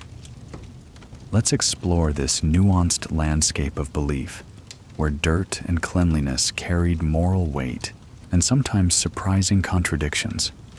In Christian thought of the Middle Ages, physical cleanliness was often a symbol for moral cleanliness. The well-known phrase, "cleanliness is next to godliness," was coined later, 18th century, by John Wesley, but the sentiment had earlier echoes. Biblical imagery like, "Wash me, and I shall be whiter than snow," Psalm 51, and the practice of baptism, literally washing away sin, gave water and washing a holy connotation.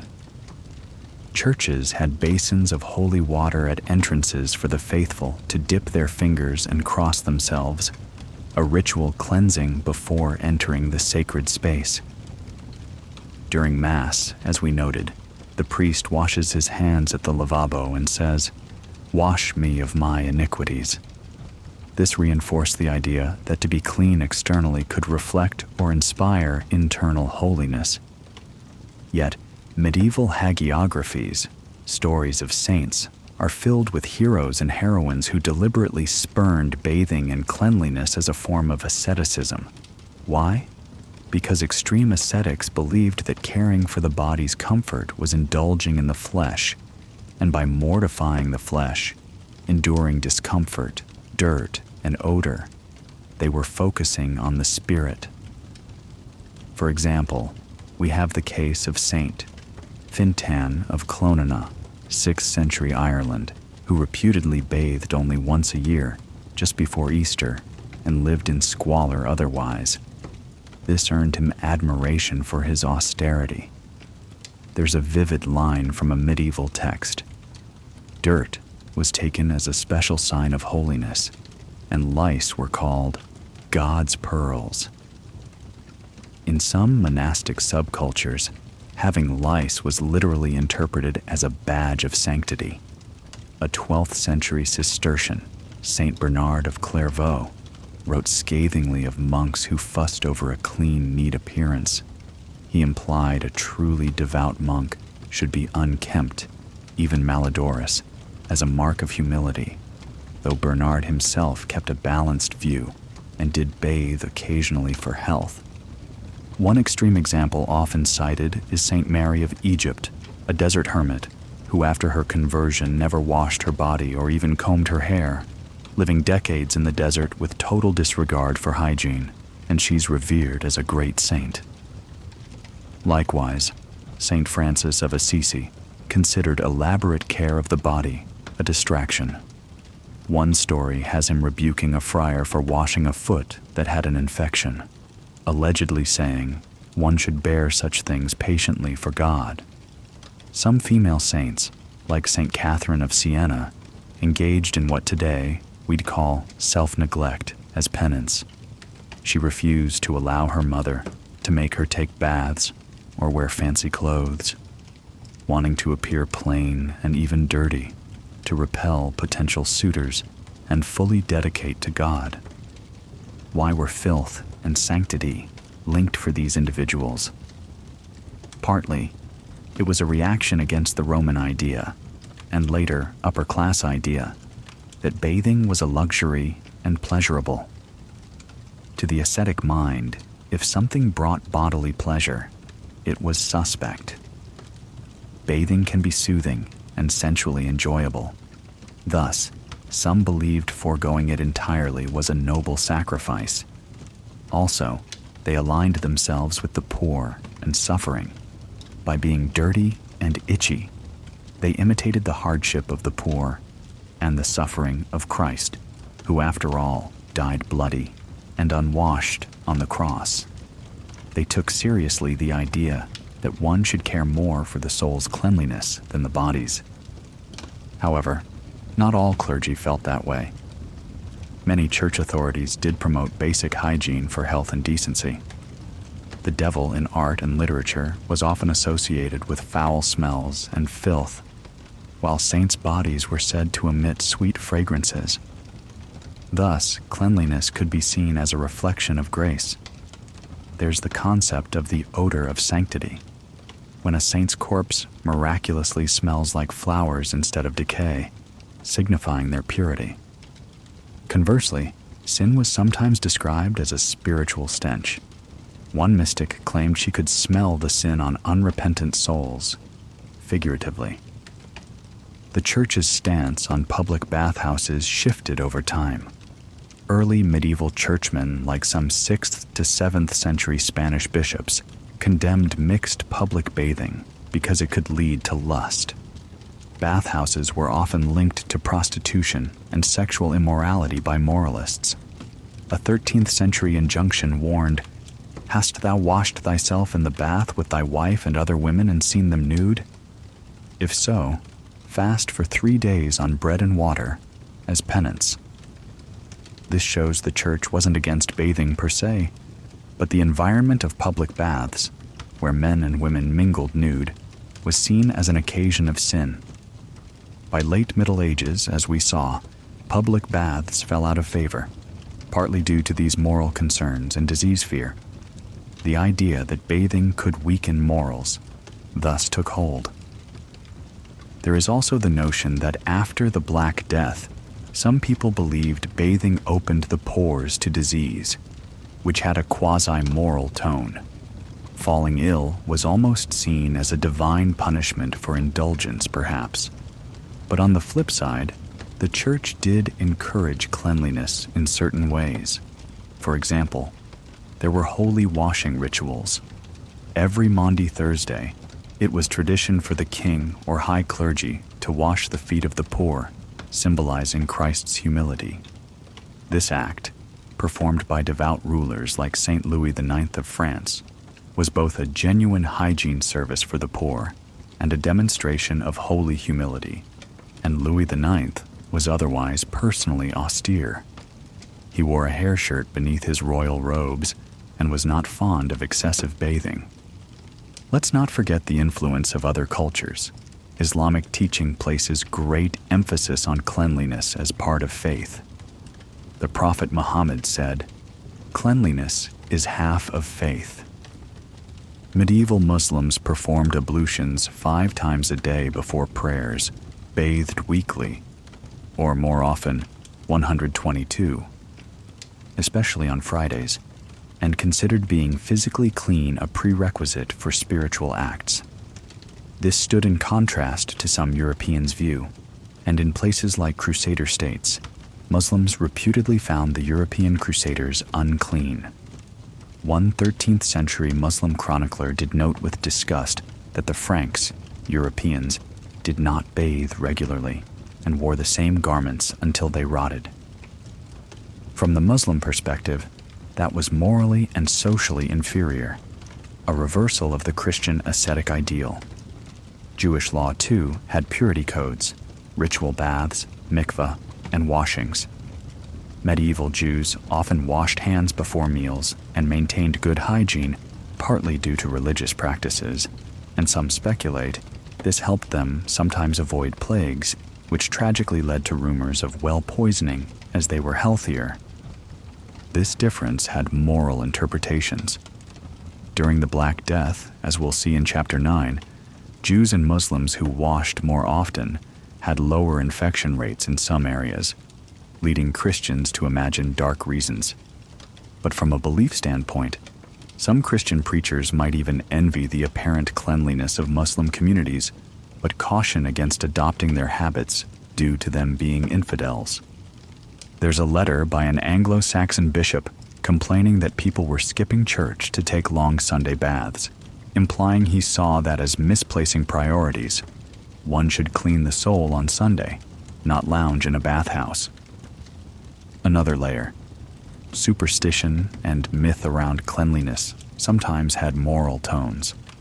For instance, a widespread medieval myth was that women, being the supposedly more lustful sex, shouldn't bathe too often or in hot water, as it could excite them, a baseless idea but reflective of views on female morality.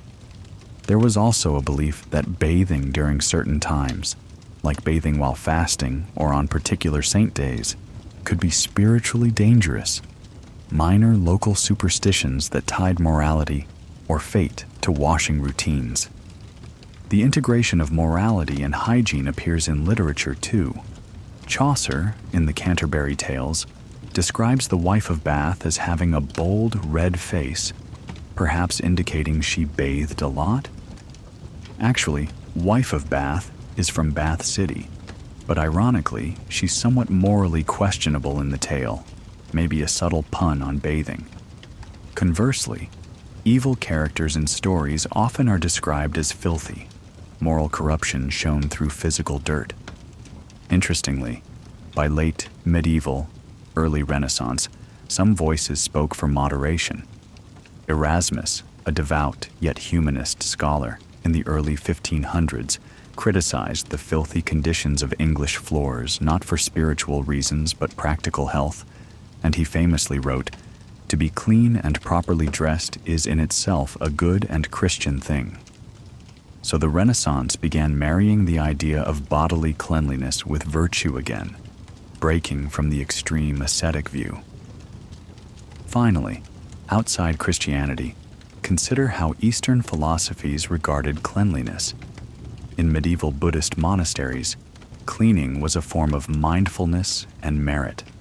Monks often swept and cleaned temples daily, linking cleanliness to spiritual discipline. In medieval Japan, as mentioned, bath culture grew and was partly under Zen influence. Ritual bathing in temples became common, seeing physical purity as aiding mental clarity. In sum, the moral messaging around cleanliness in medieval Europe was mixed.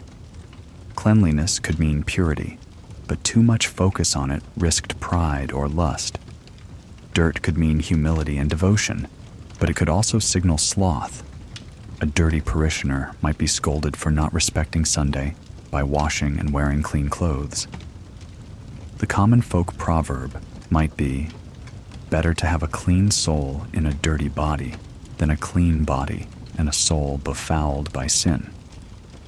Yet the ideal, perhaps, was to strive for both within reason. Keep clean as befits God's image, but don't make vanity of it. As we leave the chapel, the preacher ends with a balanced admonition. Bathe your body as needed, yes, but bathe your soul ever more frequently in the water of repentance. A fitting close to this chapter on belief. Now our path leads into the shadow of the great plague that struck in the 14th century, where cleanliness, disease, and desperate moral explanations intertwined. In Chapter 9, we'll confront the Black Death and disease prevention methods, a time when the boundaries between cleanliness and survival became stark and moral interpretations of plague abounded. Chapter 9, Plague and Disease, Prevention Methods. The year is 1348. A hushed dread hangs over a once bustling medieval city. Streets are near empty, doors marked with crosses, smoke from burning herbs wafts through the air. The Black Death has arrived. In this dark chapter of history, we see medieval society thrown into crisis, grasping for any means, sanitary or spiritual, to stop the invisible killer. We will explore the desperate and often innovative disease prevention methods they employed, from cleaning streets to quack concoctions, from quarantine to prayer, all under the ominous shadow of plague. Our scene opens at a city council meeting in northern Italy. The year earlier, word came of a terrifying pestilence in the east. Now people are dying in Genoa, Venice, Florence. The council enacts a measure.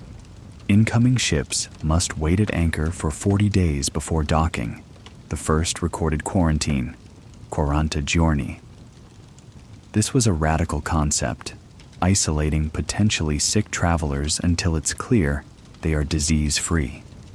Venetian ports pioneered this after 1348, and soon many cities adopted it.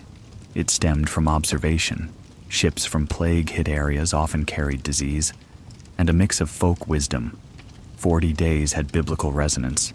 The flood, Christ's desert fast. Perhaps they thought it a spiritually complete period.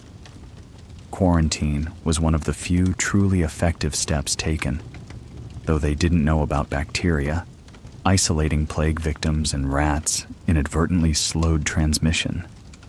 Within towns, authorities tried to improve sanitation as plague prevention.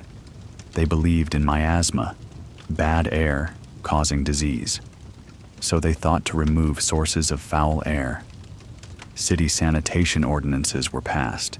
In Pistoia, Italy, 1349, officials banned leaving animal carcasses or excrement in open areas and required regular cleaning of streets. They had the streets scoured of filth, latrines cleansed, likely emptied more frequently. In some cities, butchering within city walls was prohibited to prevent blood and offal from rotting in streets. In Paris, there are accounts of efforts to clear the heaps of garbage that had accumulated once they associated the stench with plague. Ordinary people took matters into their own hands too, in ways they understood. For instance, one popular plague remedy: carry flowers or herbs to smell, to protect against the deadly air.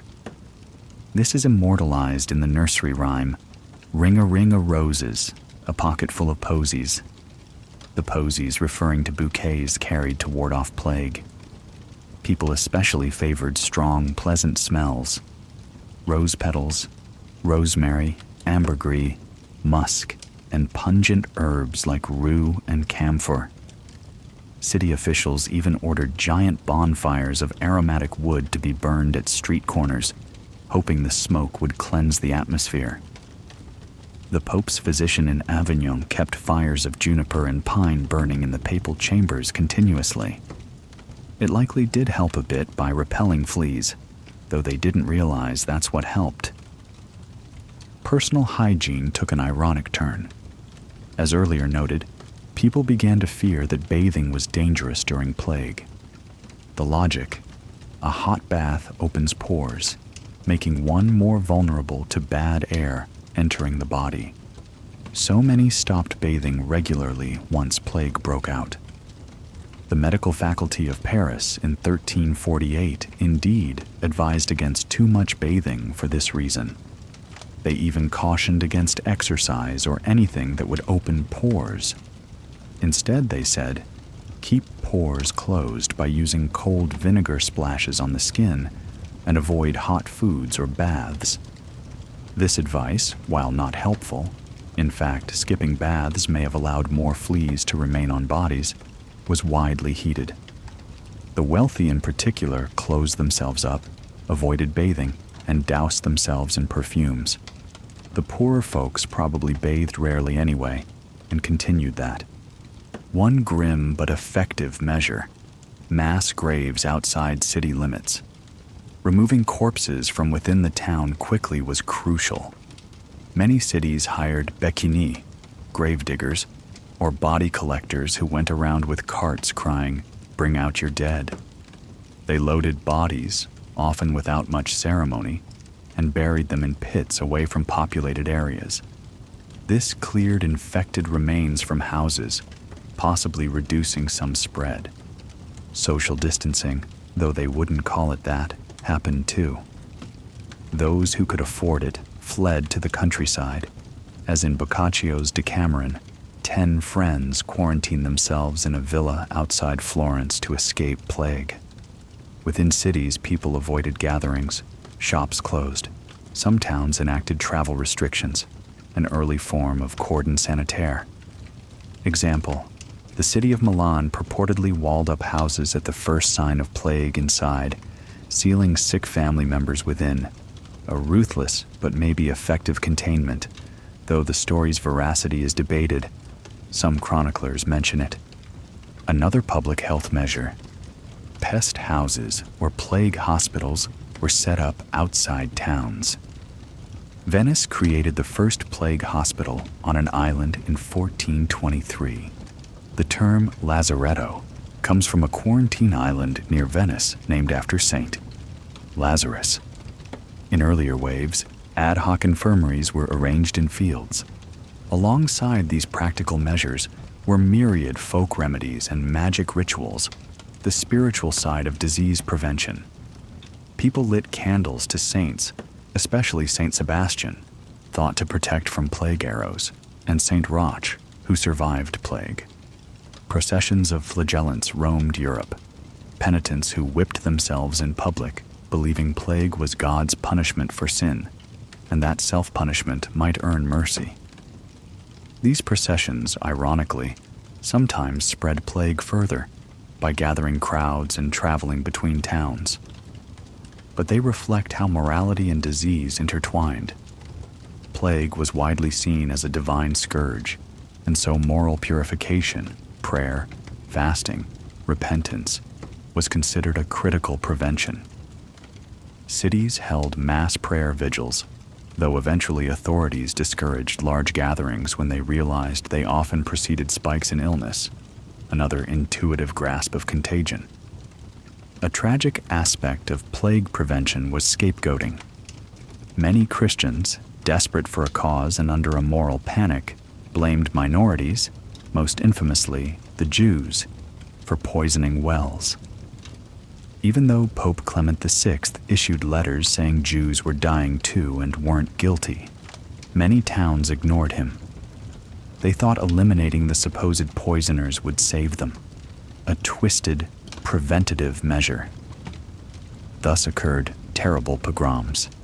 Thousands of Jews were killed in 1348 to 49, a dark moral blight with no basis in hygiene or fact. Let's focus on one more interesting measure: smarter doctors. There were a few who noticed patterns. Guy de Chauliac, the Pope's surgeon in Avignon, survived plague by isolating himself with minimal contact, recording carefully that staying away from the infected helped. Social distancing. The famous plague doctor costume with the beaked mask full of herbs developed a bit after 1348, more in the 17th century, but some precursors, was intended as a preventive. The herbs in the beak were to filter the bad air. The long waxed coat and gloves prevented fleas from biting skin, though they didn't intend it for that reason. It accidentally gave some protection. Communities also did simple things: keep windows closed on the side of the wind, or hang cloth soaked in vinegar over windows, thinking it would block miasma. People wore amulets of dried toad or mercury, not helpful. Physicians advised dietary changes: avoid moist fruits which they thought increased phlegm and hence susceptibility. Eat more bread and meat to thicken humors, so pores stay closed. Drink good wine. Maybe not bad advice. At least the wine had alcohol. They also recommended bloodletting at specific astrological times, a harmful idea in plague, as weakening a patient by bleeding made death more likely. Many who could left cities for cleaner air in rural estates, essentially practicing the best prevention, avoidance, even if by mistaken rationale. Cleaning up the urban environment had lasting benefits. Some historians say the Black Death spurred improvements in urban sanitation. We see more post-plague laws for waste disposal, creation of public health boards in Italian cities, the beginnings of municipal public health. For example, by the 1400s, Milan had a permanent health office monitoring plague and cleanliness, partly due to earlier plague lessons. In summary, medieval disease prevention was a mix of common sense, cleaning, quarantine, and mystical or misguided efforts. Some actions, like quarantine, burning refuse, and carrying herbs, inadvertently repelling fleas, did help slow the plague. Others, like not bathing and bloodletting, probably worsened outcomes. Morally, plague forced people to examine their souls. Many thought only God's mercy could truly prevent the next wave. As one chronicler wrote, after the plague, people became either much more devout or much more debauched, summarizing divergent moral reactions. Some cleaned up their lives. Others figured life is short and indulged. Now, with the specter of plague before our eyes, we turn in the next chapter to something more individual and perhaps lighter: historical figures and their hygiene routines. How did kings, queens, or famous scholars approach bathing and cleanliness? Did any buck the trends of their time? We'll meet a cast of characters, from monarchs who luxuriated in baths to saints who proudly reeked, illustrating that even in personal hygiene, the Middle Ages were far from monolithic. Chapter 10: Historical Figures and Their Hygiene Routines. History often remembers its great personages by their deeds, but rarely by their habits in the washroom. Yet behind the scenes, kings, queens, and scholars grappled with hygiene like everyone else, sometimes setting trends, sometimes stubbornly eccentric. In this chapter, we slip into the private chambers of a few historical figures to discover their personal cleanliness routines and attitudes. These anecdotes humanize the mighty and shed light on medieval norms, or breaking of norms, of hygiene. First, let us pay a visit to King Louis IX of France, known as St. Louis. Louis reigned 1226 to 1270.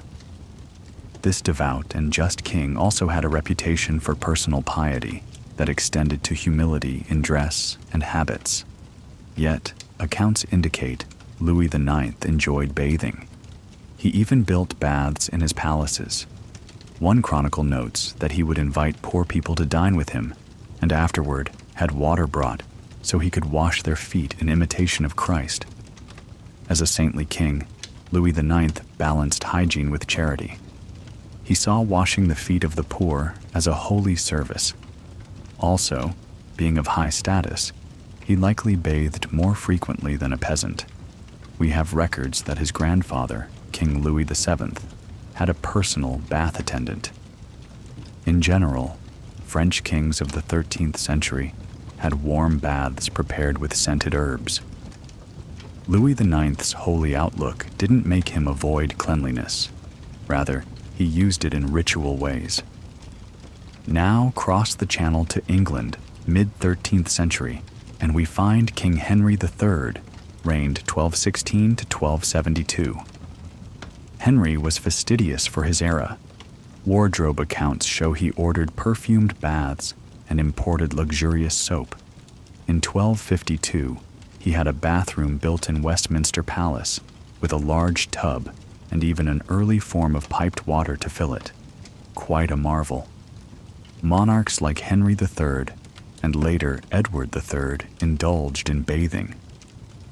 We recall that Edward III installed taps of hot and cold water to his tub at 15. Westminster in 1351, a sign of royal innovation in plumbing. English kings traveled with lavish bath tents. King John, reigned 1199 to 1216, notoriously traveled with a personal bathtub. Records mention payment to his keeper of the king's bath, who set up wooden tubs wherever John lodged. Clearly, Plantagenet kings valued a good soak on campaign. What about queens? Eleanor of Castile, wife of Edward the Fern in late 13th century, was known for her Spanish habits, possibly including Moorish-influenced frequent bathing. Some sources claim she introduced the usage of the bathhouse in the Tower of London for ladies, and we have a fun account from a century later. Margaret of York, sister to Edward IV, wrote a letter about taking a bath and sending her maid for fresh linen, indicating aristocratic women took regular baths, followed by clean clothing, at least on special occasions. However, not all royals were bastions of cleanliness. Fast forward to the 16th, 17th century, slightly beyond medieval but illustrative. King James VI and I reportedly disliked bathing. and his contemporaries found him rather foul-smelling at times. But he's beyond our period. Let's stick to medieval. Consider Emperor Charlemagne, crowned 800 AD. Einhard, his biographer, tells us Charlemagne loved baths and swimming. He built splendid bathhouses at Aachen over the hot springs. He would invite not just family, but 100 men or more, nobles, guards, to join him in the pool. It became a social and political venue. Charlemagne's baths were likely weekly events. This set a tone for early medieval Frankish kings enjoying bathing, which might have been inherited Roman influence. From emperors to a holy scholar, St. Thomas Aquinas, 13th century, not a king, but a towering mind. We don't have specific notes on his washing routine, but we do know he was corpulent and physically sluggish. In a charming anecdote, while at the papal court, he was given a richly perfumed bath, which he hardly noticed because his mind was on theology. Some intellectuals of the time, especially monks, might neglect their appearance and cleanliness to focus on higher matters, a bit of that ascetic trend. But Aquinas also spent time in Paris, where norms of professors required decency, so he likely washed as needed. Another interesting figure, Ibn Battuta, the great Moroccan traveler of the 14th century. He described visiting Mamluk Egypt and Turkey and partaking in their public hammams, bathhouses, marveling at their beauty and routine. Coming from the Islamic world, he himself was used to regular ritual washing. When he went to Delhi to serve in the Sultan's court, mid-14th century, he noted they had perfumed oils after baths, etc.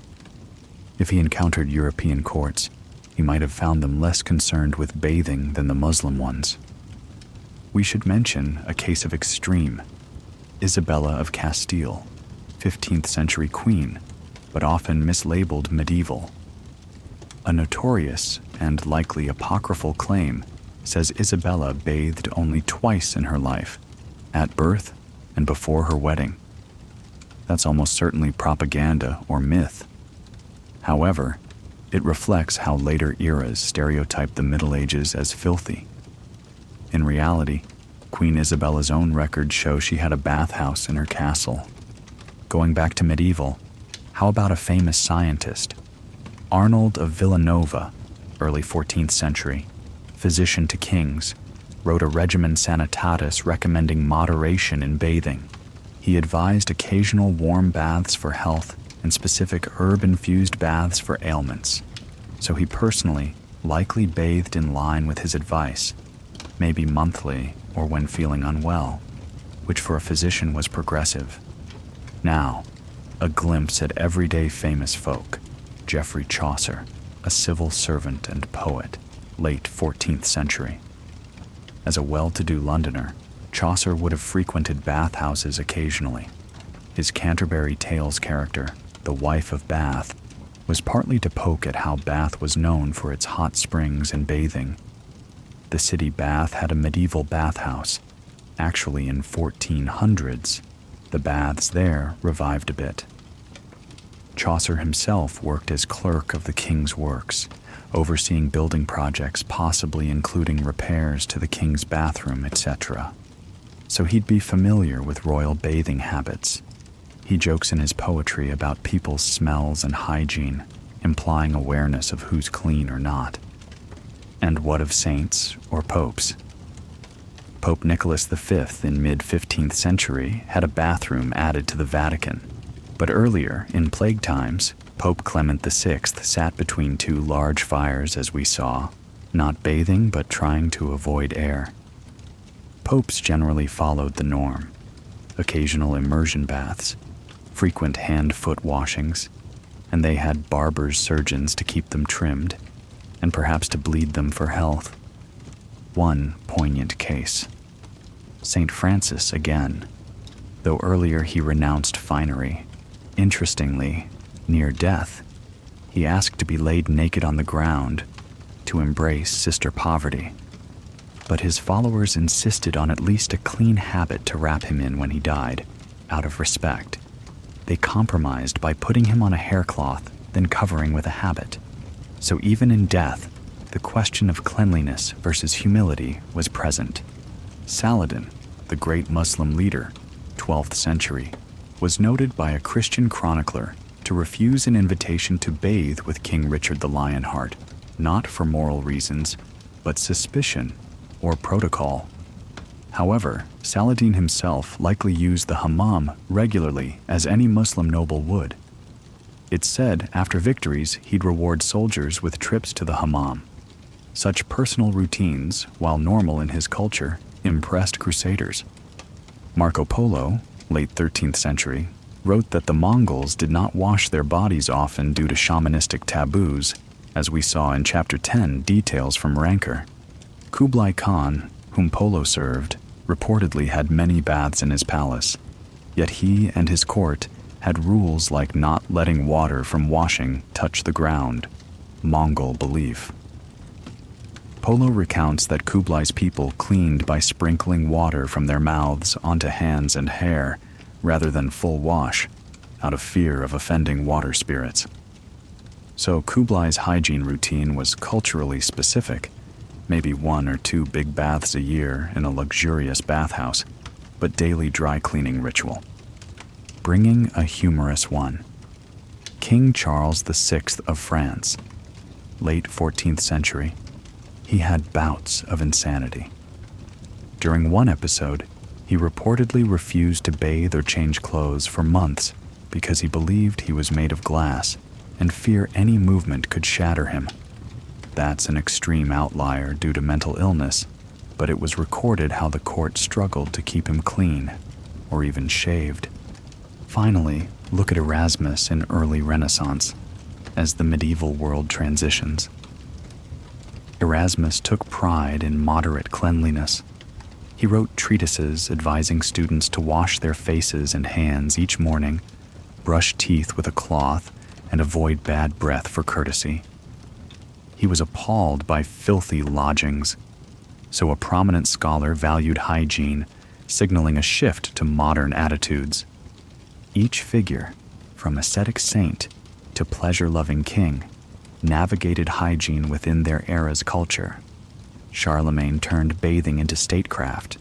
Monks like Bernard turned filth into sanctity.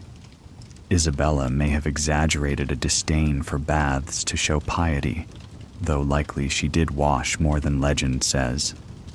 These human stories highlight that medieval hygiene wasn't uniform. Personality and beliefs shaped habits. As we bid farewell to these historical characters in their bath chambers or hair shirts, we turn next to the realm of legend and misconception. Hygiene-related myths and superstitions. Chapter 11. There we'll debunk or confirm some popular beliefs. Did people really use urine to whiten teeth? Did knights wear perfumed armor? We'll dive into those curious corners of medieval lore that have captivated imagination since. Chapter 11. Hygiene-related myths and superstitions. Our journey now enters the twilight of folklore and misconception, a place where truth and legend intertwine like the herbs steeping in a wise woman's cauldron.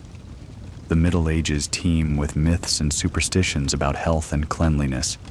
Some of these were sincerely believed then, others are modern misunderstandings about that era. In this chapter, we'll shine a lantern on a few of these tales, sorting fact from fable. Myth 1. Medieval people never bathed, and they stank horribly all the time.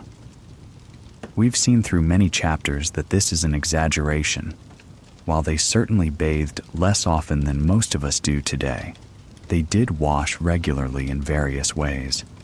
Many took full immersion baths when feasible. Public bathhouses thrived up to the 15th century, and daily washing of face and hands was common. That said, personal odor tolerance was different. A bit of sweat or musk was normal, and strong perfumes or deodorants were used mostly by the wealthy. Did medieval folks reek? Contemporary accounts sometimes comment on smell, e.g., crusaders described as smelly by Middle Easterners, but much of that is relative and possibly biased. So, the myth that nobody bathed at all is false. Many did, albeit with far less frequency and using simpler means than today. Myth 2.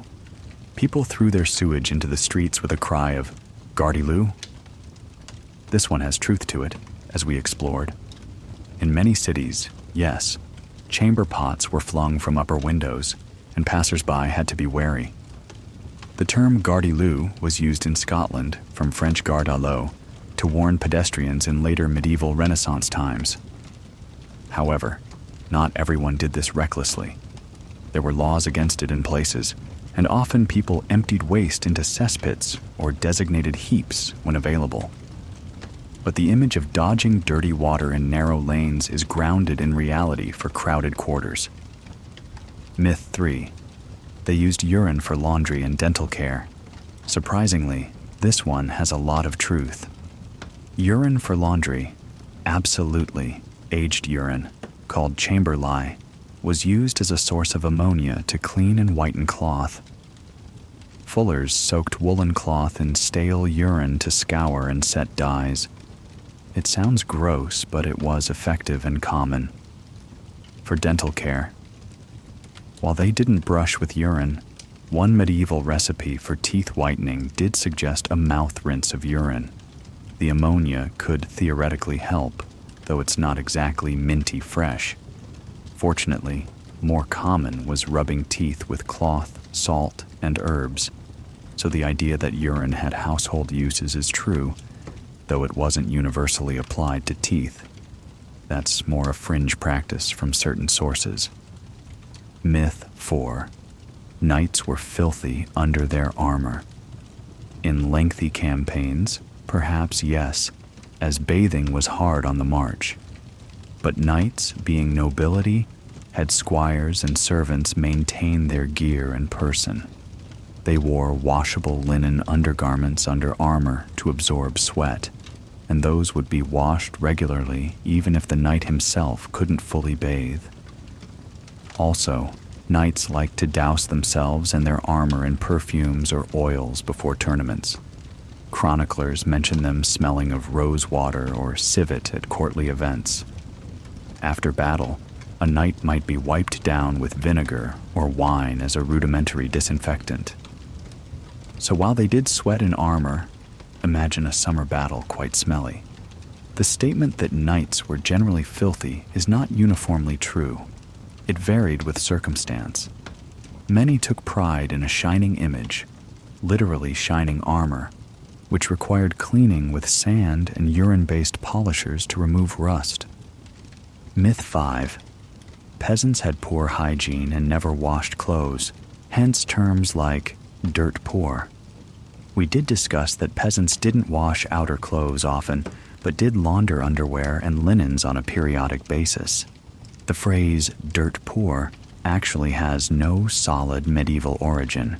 It's a later American colloquialism debunked as not literally about medieval floors. Peasants did sweep floors and change straw, albeit infrequently. They got dirty from labor, but also swam in rivers and washed off when they could in warm weather. They certainly didn't have access to daily baths, but calling them filthy may be overstating. By necessity, they managed some cleanliness to stay healthy enough for work. Lice and fleas did plague them. That part is unfortunately true. Parasite eggs have been found in medieval latrines across social strata. They fought them with combs and herbal washes, like steeping clothes in louse-repelling smoke. But total eradication was beyond reach. Myth 6. Women used toxic cosmetics like lead and didn't wash them off, causing disfigurement. Partially true. Medieval and Renaissance women, particularly nobility, did use lead-based face whiteners and coal tar eyeliners. Prolonged use could cause skin damage. Lead poisoning could darken skin, ironically. However, many manuals advised women to wash their faces with milk or vinegar and reapply makeup often, so they did have cleansing routines. Also, Some women used natural cosmetics, egg white face masks, herbal hair rinses that were innocuous. The risk of poisoning was real for heavy makeup users, though. Queen Elizabeth I, 16th century, not medieval, but she did ruin her complexion with lead makeup known as Spirit of Saturn. Medieval references mention cautioning against certain cosmetics as sinful deceit, but women persisted. They also had dental cosmetics, chewing mastic or herbs to freshen breath, and even at times applying mixtures to teeth for whitening. Some included ground bone, or dangerously, acid like lemon, which could erode enamel. Myth 7. Medieval folks thought bathing caused illness before plague times. There is a bit of truth. Long before plague, early medieval medical texts like those of some monastic scholars warn that bathing after a meal could cause imbalance, or bathing too frequently could weaken the body. They believed water could carry disease if corrupted, so a general caution existed to bathe in clean water and in the right season. Avoid summer baths, as Mino de Maneri said. However, they didn't universally think bathing was bad. Rather, moderate bathing was encouraged by many health guides. It was only after the late 14th century plague that fear of baths became more popular, as we saw. Superstition. People had all kinds of health superstitions. For example, a medieval cure for acne was to wash the face in spring water collected from 3 churches and mixed with marjoram. A bit spiritual, a bit herbal. For toothache, a common superstition was the idea of the toothworm causing pain. We discussed that. To drive it out, they would burn henbane seeds and let the smoke into the mouth. It's more magical thinking, though the mild anesthetic effect of henbane might have given relief, reinforcing the belief. Another widespread medieval superstition: lice will not live on the very sick. In fact, it was observed that terminally ill people often don't have lice. Lice leave a cooling body. So some believed if a person had no lice, it meant they were gravely ill or cursed. Thus, ironically, being lice-ridden was seen as a sign of robust life. This ties to that phrase, God's pearls. And one more quirky myth. Medieval laundresses would place frogs in the water to judge its softness. A weird superstition stating if a frog swam happily, the water was good for washing. Not sure how prevalent, but it appears in some lore. Witchcraft and hygiene. Witches were said to concoct potions that could do things like make someone's hair fall out or body smell, playing on fears of hygiene afflictions as curse. In general, medieval people had lots of rhymes and charms for hygiene, e.g., saying certain prayers while washing hands to ward off evil, like a prayer to saint. Agnes to avoid hair loss when combing, a guess, but that style of superstition existed. So, many myths about medieval hygiene come from projecting later attitudes or exceptional cases. The reality was nuanced. They valued cleanliness, but balanced it with practical limits and spiritual concerns. We've tackled some popular misconceptions. They did bathe, they did try to be clean, they did use some gross but logical cleaning agents. And yes, they had superstitions about worms and such. Now, leaving behind the realm of myth and magic, our next chapter turns to something perhaps more pleasant: ideals of beauty and cleanliness. How did medieval people define attractiveness in terms of grooming and hygiene, powder and perfume, hair and skin? Medieval beauty standards and cleanliness await us in Chapter 12. We'll see that ideas of beauty often encouraged certain cleansing routines, and sometimes bizarre practices in pursuit of fairness and purity. Chapter 12. Medieval Beauty Standards and Cleanliness. Under the warm glow of a polished bronze mirror, a medieval lady's chamber comes alive with the subtle rituals of beauty. Here, cleanliness mingles with cosmetics, as physical appearance carried social and cultural weight. In this chapter, we step into the boudoir of a noble woman and also glance at men's grooming to explore how medieval beauty standards intertwined with cleanliness. From fair skin to scented hair, we'll see that many ideals of beauty required efforts at hygiene, or sometimes cleverly camouflaging the lack thereof. Let's first visualize Lady Aveline, a 14th century noblewoman preparing for a feast. The ideal for noblewomen at this time in European courts was fair, unblemished skin, a sign of gentility, since tanned skin meant field labor. To achieve this, Aveline has a regimen. She washes her face with warm goat's milk and rose water, a common cosmetic cleanser of the day, believed to soften and whiten the skin.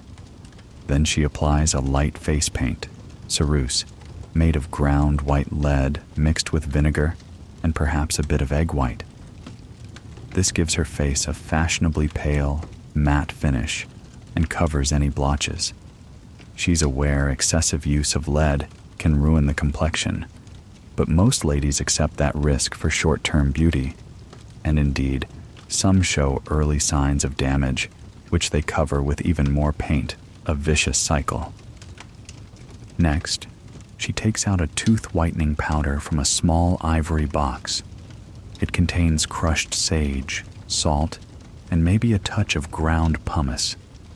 Using a soft linen cloth, she rubs this powder on her teeth. Her breath she freshens by chewing cloves and fennel seeds, or dissolving a little mastic gum, resin, in her mouth. A pleasant breath and a clean smile are subtle but important beauty aspects. Indeed, we have evidence that medieval people valued white teeth. One medieval cosmetic recipe suggests rubbing teeth with a paste of honey, burnt bread, and salt to whiten them, though that sounds not very effective. Now to hair. The ideal hair for women in many medieval contexts was long, lustrous, and often light-colored. In the later Middle Ages, blonde was highly prized, to the extent women tried to bleach hair with mixtures of saffron or even lye. Aveline's natural hair is a light brown. She washes it perhaps monthly. Hair washing was less frequent than bathing because it's logistically harder without modern shampoo. When she does, she might use an alkaline rinse of ash and herbs or a soap made from olive oil, Castile soap, if she can get it. Today, not a full wash day. She will instead brush her hair thoroughly, using a comb of boxwood with fine teeth to remove any dust or lice nits. She then applies a few drops of rose oil or a pomade of bear fat perfumed with jasmine to give shine and a sweet smell. Bear fat pomade was indeed a medieval hair product for the wealthy. She plats her hair in 2 braids coiled around her ears. A fashionable style. Think of the ram's horn braids depicted on elegant ladies. To set the style, she might dab on a little ointment of myrtle and laurel, which acts like hair gel. Medieval texts mention flaxseed gel or starch used to stiffen hairdos. What about body odor? Our Lady uses a deodorant of sorts. After her morning sponge bath, focused on face, underarms, and intimate areas using a basin and cloth, she dusted her underarms with a powder of orris root, a violet-scented drying powder, mixed with crushed oak galls. This absorbs sweat and leaves a floral scent. Some women also sewed sachet bags of herbs into their gowns, a little pouch of lavender or chamomile to mask any sour odors. Perfumes were popular. Aveline might dab her wrists with a tar of roses or wear a tiny pomander, a ball of ambergris and musk, on a chain around her neck. These were not merely luxury. They served a hygienic purpose in an era without modern antiperspirants. Now, makeup beyond the base. She reddens her lips and cheeks slightly with a rouge made from red ochre or crushed cochineal insects mixed in cream. Medieval standards preferred a rosy cheek as a sign of vitality, but not too gaudy. She uses a delicate brush, perhaps made of squirrel fur, to apply it. For eyes, heavy makeup was less common in Northern Europe, but in some medieval Mediterranean courts, like 12th century Sicily or Andalus, women used kohl eyeliner, a legacy of Islamic influence, to darken the eyelids. Aveline might darken her lashes with a mixture of burned clove or lamp-black soot and oil applied with a tiny stick. Thin, arched eyebrows were desirable in some periods, so she plucks stray brow hairs with tweezers. Yes, they had tweezers. One extreme medieval fad among high-born ladies was the forehead pluck. In the 15th century Burgundian court, women plucked their front hairline to create a very tall, bare forehead, considered elegant. If Our Lady lived then, she might have shaved off or plucked the hair above her brow, and even the eyebrows themselves to present an egg-like smooth brow. This was indeed a beauty standard signifying aristocratic sophistication. Let's not forget hands. A noblewoman's hands should be white and soft, not calloused. Aveline uses pumice stone to gently rub her palms and anoint them with almond oil. She keeps nails trimmed and perhaps subtly tinted with henna. Though henna was more Eastern, some Crusaders' ladies adopted it on nails. Cleanliness of hands is both cosmetic and class marker. No ingrained dirt under nails for a fine lady. Men, too, had beauty hygiene standards.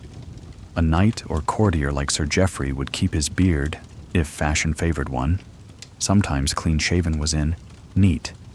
He has a barber trim it weekly and wash his face with water scented by bay leaves or cinnamon. He might rinse his mouth with wine and mint each morning, dental care. He certainly combs his hair. Long flowing hair was nightly, but it should not be matted. Some men even curled their hair with hot irons or wore perfumes in it. The Black Prince is said to have used rose water in his hair armor. For attire, a truly fashionable man carried a sweet-smelling pomme d'ambre, pomander, to guard against stink and miasma. Men enjoyed bathhouses as social spaces too. Think of the 15th century German bath etchings of mixed company feasting in tubs. There, knights show off their well-groomed bodies. Summing up standards, smooth, pale skin for both sexes of high class, requiring washing and cosmetics. Pleasant breath via herbs. Clean, well-kept hair, even if washing infrequent, maintained by brushing and oiling, and good smells through natural perfumes. A sign of social distinction was the absence of dirt and the presence of refined scents on person and clothing. Of course, not everyone could meet these ideals. A peasant girl's beauty routine might just be washing her face in the brook and using a bit of the lard soap she made for laundry. Yet even village folk had their beautifications, using elderflower water to soften skin or rinsing hair in rosemary infusion for shine. Rosemary grows wild and was known to help hair. One should also note sumptuary laws sometimes regulated conspicuous cleanliness, beauty displays, e.g., laws that only nobility could wear certain furs or have certain luxurious baths or perfumes. The church occasionally warned against excessive vanity, but overall encouraged presentability. On Sundays, even the poor wore their cleanest smock and washed. Interestingly, the concept of clean beauty had moral undertones. An outward cleanliness often was seen to reflect inner virtue, as we discussed. So, a woman going to church was admonished to wash and dress modestly, to honor God, and avoid tempting others with either allure or repulsion. One myth to dispel: people covered body odor with heavy perfumes. Partly true for the wealthy, yes, they layered scents, but they also did attempt washing. Perfume use was indeed heavy, some courtiers almost drenched in it, according to complaints. However, it wasn't purely to cover stink. Perfume was a status symbol and pleasurable in itself.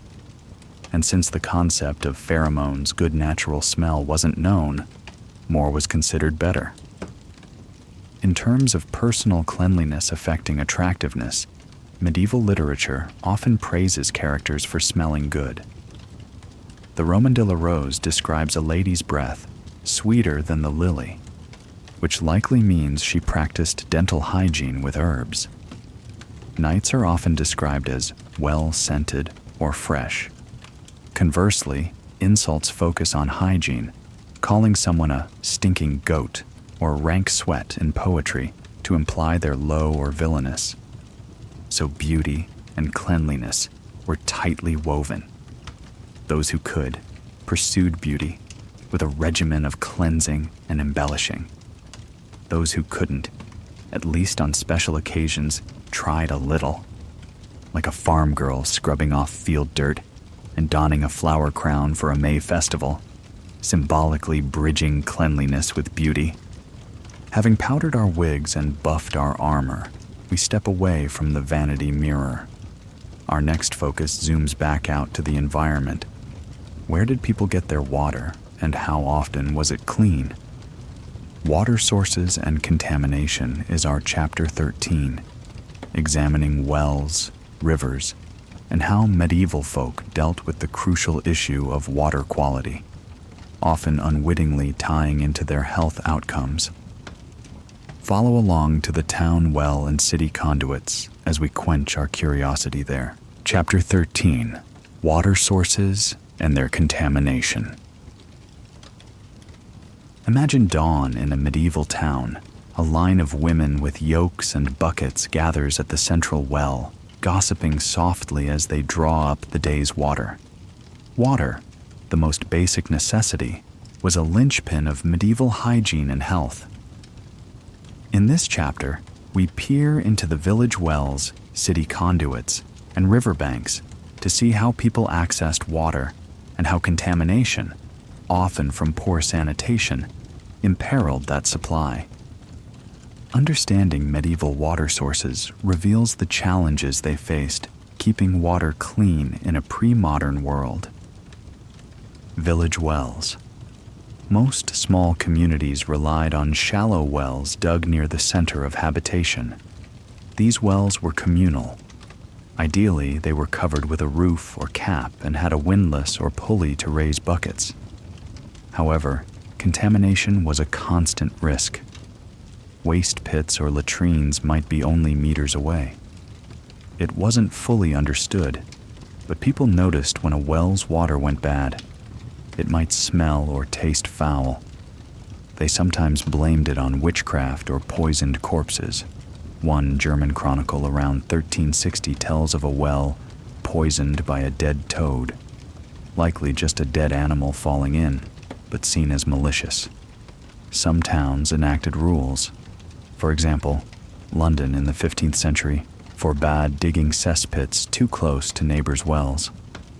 As cited earlier, in 13th century London ordinances, cesspits had to be at least 2.5 feet from property lines if lined with stone, more if unlined, to avoid leakage. That implies an understanding that seepage of filth could travel underground. Wells in porous soil could easily be fouled. If a well was suspected of causing illness, sometimes it was abandoned or cleaned. They'd empty it and scrub the walls. Medieval texts mention adding wine or vinegar to a well to purify it if something foul got in. Primitive disinfectant. There's an account from 15th century Spain of a town dumping barrels of quicklime into a well after a plague death nearby, hoping to sanitize. Lime does kill some pathogens, though they didn't know the microbiology. Running water. Streams and rivers. Many settlements were built by rivers for the obvious uses: drinking, cooking, washing. But with no sewage treatment, those same rivers often carried waste. In small villages, a river might remain fairly clean upstream and only be polluted right near the village, recovering downstream. People tended to fetch drinking water a bit upstream of where they washed clothes or watered animals, a pragmatic avoidance. However, in larger towns, rivers became open sewers. The Thames in London by the late medieval period was notorious. Carcasses from butcheries, human waste, street runoff, all ended in the Thames. By 1388, one of England's earliest public health laws prohibited throwing dung or garbage into rivers near towns, acknowledging the problem. In cities like Paris, the Seine served drinking needs and waste disposal, leading to recurring complaints of contaminated water. They tried partial solutions. Paris had a Mare d'Aubenton, a pond where tanners had to do their initial hides soaking rather than in the Seine to keep the worst filth out. But still, contamination was rife. City conduits and cisterns, medieval innovation, did attempt to separate cleaner water from dirty streets. For example, London's Great Conduit, completed 13th century, channeled fresh spring water from outside the city to a big cistern in Cheapside, where townsfolk could fill vessels. Secondary conduits branched off to other wards. This was relatively clean water, natural springs. But even those could get polluted if, say, someone built a privy near the source. City officials guarded the conduit head with regulations, e.g., forbidding dumping of garbage near the conduit's stream catchment. Rich folks paid to have pipes run directly into their homes or businesses. Breweries needed lots of water. Milan, as another example, dredged and maintained its network of canals, navigli, to ensure water flow and flush waste out. Some Italian cities built covered aqueducts, inherited from Romans or new, to bring in mountain spring water.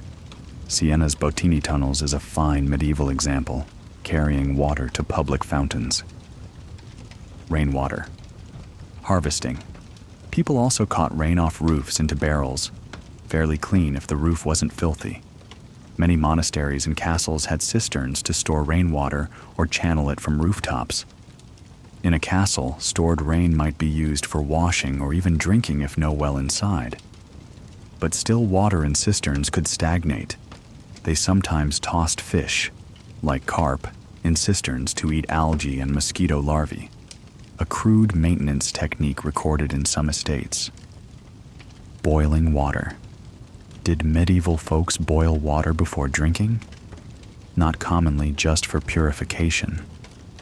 Boiling was fuel-intensive, and they lacked germ theory to fully motivate it. Instead, they brewed ale or weak beer, which by boiling the wort killed pathogens.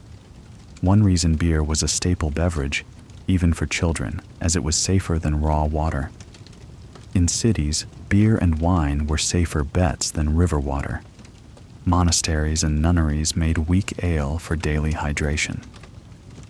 Filtering water. Some did rudimentary filtering, passing water through cloth to remove sediment, like how sailors filtered out visible slime. If water looked cloudy, they might let it sit in a tub so sediment fell to bottom, then decant the clearer top. Alum, a chemical, was known to clarify turbid water by coagulating impurities. Islamic scholars like Al-Razi mention that. Possibly Europeans did similar if they had alum. Contamination consequences. Waterborne diseases like dysentery and cholera, though cholera as pandemic came 19th century, milder forms existed. Medieval records talk of bloody flux, dysentery, hitting armies or towns with bad water.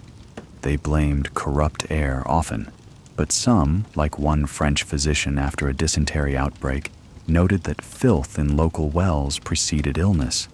So an intuitive grasp existed that bad water caused sickness, though they thought via miasma or poison, not microbes. Superstitions about water.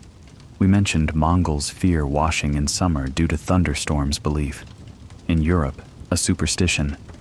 Don't bathe or wash hair on certain holy days, or you'll anger spirits. E.g., some folklore said no washing on Good Friday. People also thought some water sources were holy and thus purer. E.g., a well near a saint's shrine often considered miraculously clean or healing. Conversely, they might avoid a well cursed by a witch. One standout example of forward thinking, Visby in Sweden, city law in 1400s mandated latrines be built over the sea on piers or cleaned so as not to seep into neighbors' wells, showing legislative awareness of water contamination issues. Farm runoff. They didn't understand chemical pollution, but did note when rivers near mines turned weird colors and killed fish, they often attributed that to devils or curses on miners. Tanners dumping tanning liquors, full of urine and oak bark, into streams made them smell foul. Neighbors complained in records. Hot springs and baths. Places with natural springs. Bath in England, spa in Belgium, Baden in German lands. Water was abundant and considered healthful. People would travel to soak and also to drink those mineral waters, sometimes causing beneficial laxative effects. So ironically, at certain spa towns, water was not contaminated, but rich in minerals. They prized that taste as medicinal. In some, medieval people were rarely able to secure completely clean water in towns, but many efforts, conduits, rules against polluting water, show they recognized water quality's importance. In rural life, springs and wells provided relatively cleaner water, except when an animal fell in or latrines encroached. They lacked modern testing, so water clarity and taste were guides, and sometimes that failed. Clear water can still harbor disease. So widespread mild illnesses like chronic gastritis or worm infestations were common from water contamination. The reliance on brewed beverages as daily drink was a successful adaptation to unsafe water. By fermenting, they inadvertently sanitized. It wasn't foolproof, but likely reduced pathogens some. Now, leaving the well behind, we draw near our final topics. With water and cleanliness covered, we think of one institution straddling both cleanliness and morality, the church, which we've touched on, but will focus on how it influenced hygiene rituals and attitudes. Chapter 14 awaits, where we'll examine the role of the church in hygiene rituals more closely, from baptism to holy water and beyond, and how religious practices shaped hygienic behavior in everyday life. Chapter 14, Role of the Church in Hygiene Rituals. In the echoing stone nave of a medieval cathedral, sunlight falls through stained glass onto a basin of holy water. As worshippers dip their fingers and cross themselves, we see one of the many ways the church influenced hygiene. From formal sacramental washings to daily monastery rules and guidance for lay people, the church played a significant role in shaping medieval attitudes and rituals around cleanliness. In this chapter, we examine how religious beliefs and institutions promoted or sometimes discouraged various hygienic practices. Baptism, the foundational Christian rite, is essentially a ritual bath. In medieval times, infants were usually baptized within days of birth. The priest either poured blessed water over the baby's head or immersed the baby briefly in the baptismal font. This act was rich in symbolism, washing away original sin and rebirth into spiritual life. It imprinted the idea that water had a purifying, even supernatural effect, which likely reinforced positive views of washing as spiritually significant. Many baptismal fonts of the era were large enough to dip a child. Even adults converting, though rarer in Christian lands, would be fully immersed. Thus, the church's primary sacrament was a hygiene ritual of the soul manifesting in a washing of the body. Holy water stoops at church entrances were a daily, weekly minor hygiene encounter. People believed holy water protected against evil and disease. They sprinkled it on themselves and objects. Some even took holy water home in small flasks for personal use. A sick person might wash with holy water hoping for healing, or sprinkle it around a room to purify the air. The concept that blessed water could cleanse spiritually and physically was strong. Church courts occasionally tried people for misusing holy water, for spells, etc., showing they took its power seriously. Mandatum, washing of feet. Every year on Maundy Thursday, the day before Good Friday, churches and Christian kings performed the foot washing ceremony. This reenacted Christ washing his apostles' feet at the Last Supper. The Pope, bishops, abbots, kings, all did this ritual publicly. They would pour water over the feet of a number of poor people or subordinates and dry them, sometimes kissing them. This humble act was commanded. Mandatum means command by Christ. As I have done, so should you do. It was a powerful lesson in humility, and also a literal cleaning of often dirty, travel-worn feet of the poor. The church thus institutionalized a hygiene act as a spiritual duty. For those poor recipients, Maundy Thursday might be the one time their feet were carefully washed and massaged with perfumed oils, a true physical relief wrapped in religious significance. Monastic rules. We've detailed how monasteries regulated bathing, e.g., Benedictine rule, allowing baths mainly for the sick.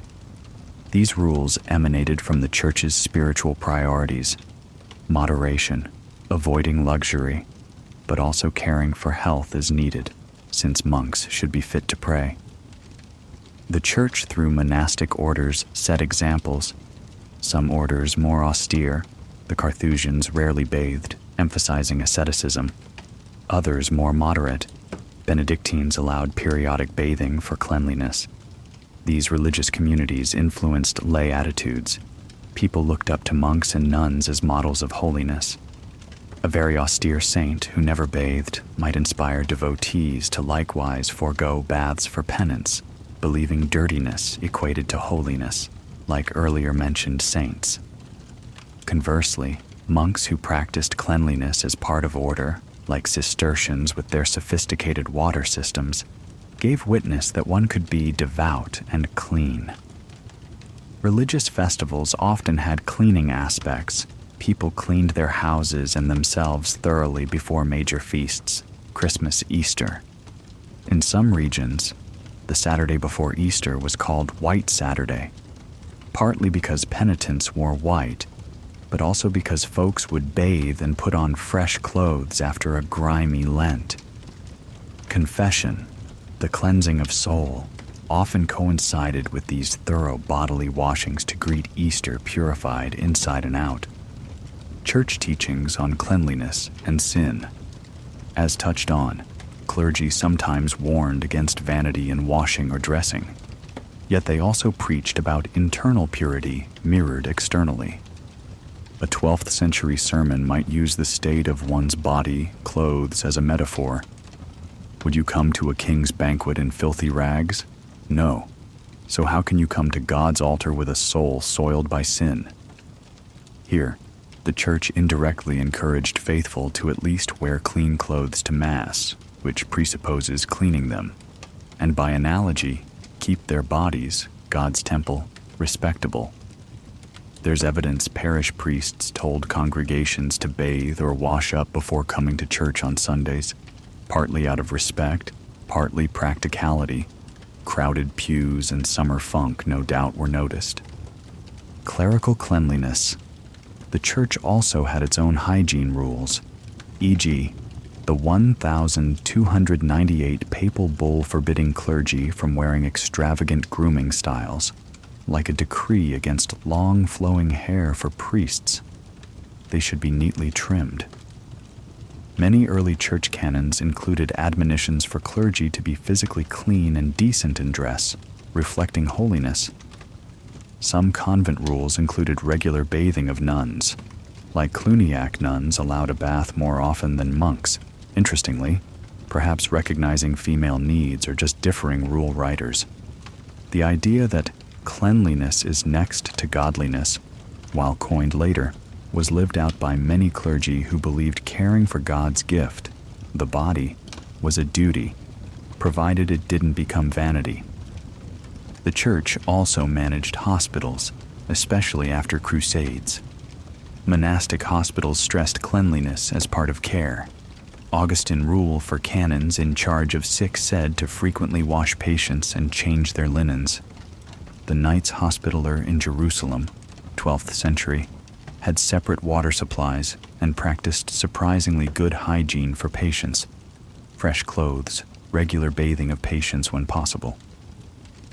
They did it as charity, but it had practical effect of better outcomes. Exorcisms and holy cleansing. On the more supernatural side, priests performing exorcisms often used holy water to sprinkle on possessed persons, cleansing them of demons as one would dirt.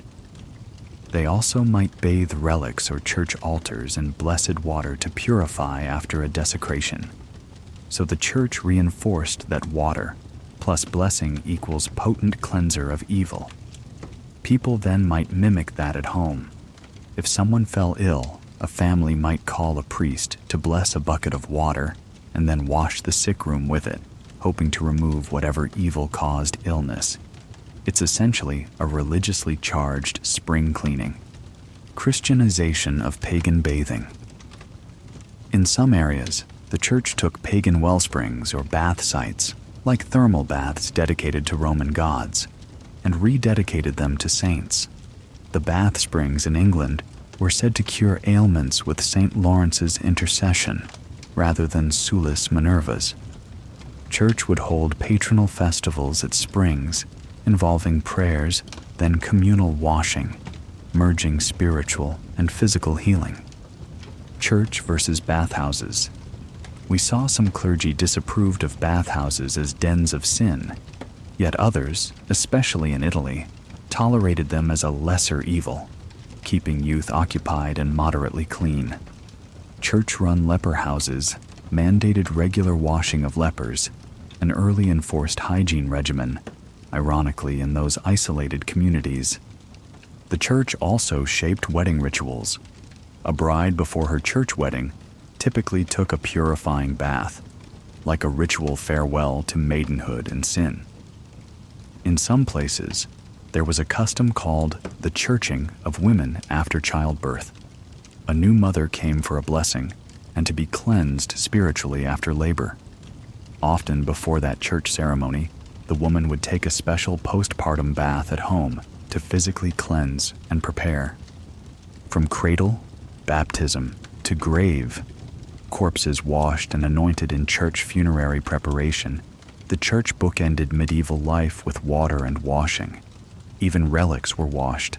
A cloth wiped on a saint's bones was a precious contact relic.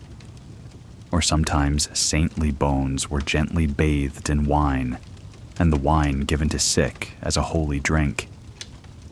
Summing up, the Church, through its sacraments, rules, and influence, both directly and indirectly fostered hygienic practices, ritual washings, charitably bathing the poor, urging cleanliness for church attendance, and occasionally hindered them, promoting ascetic filth as holy for some, or closing bathhouses for morality reasons.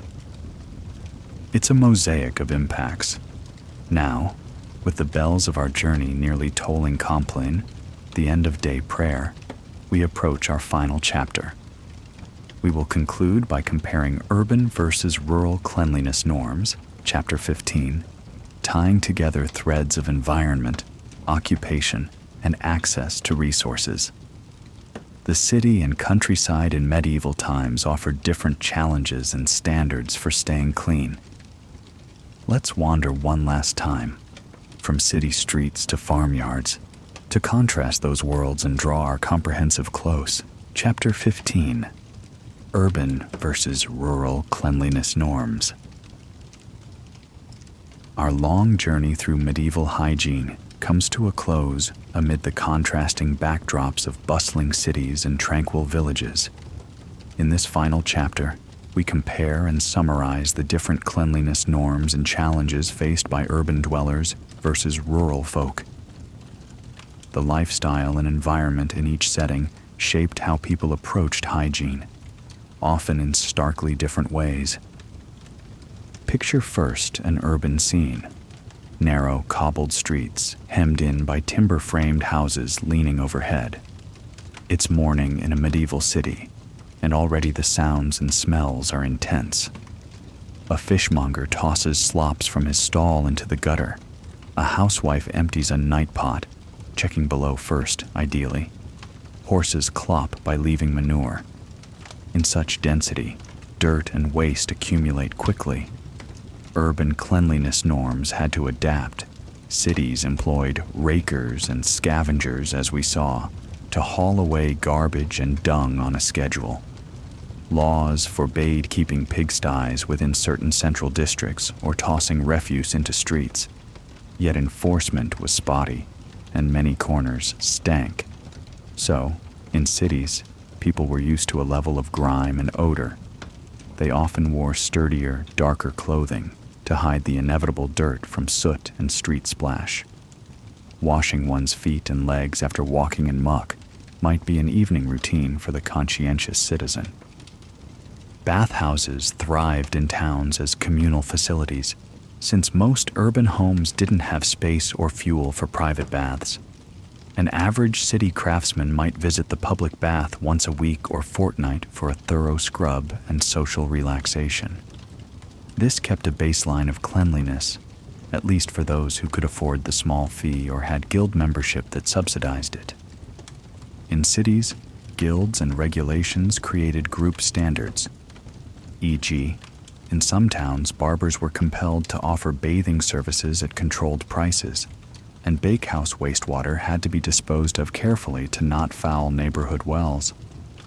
People lived closer together, so one person's filth quickly became everyone's problem. This fostered a certain collective responsibility for street cleaning, though not always zealously executed.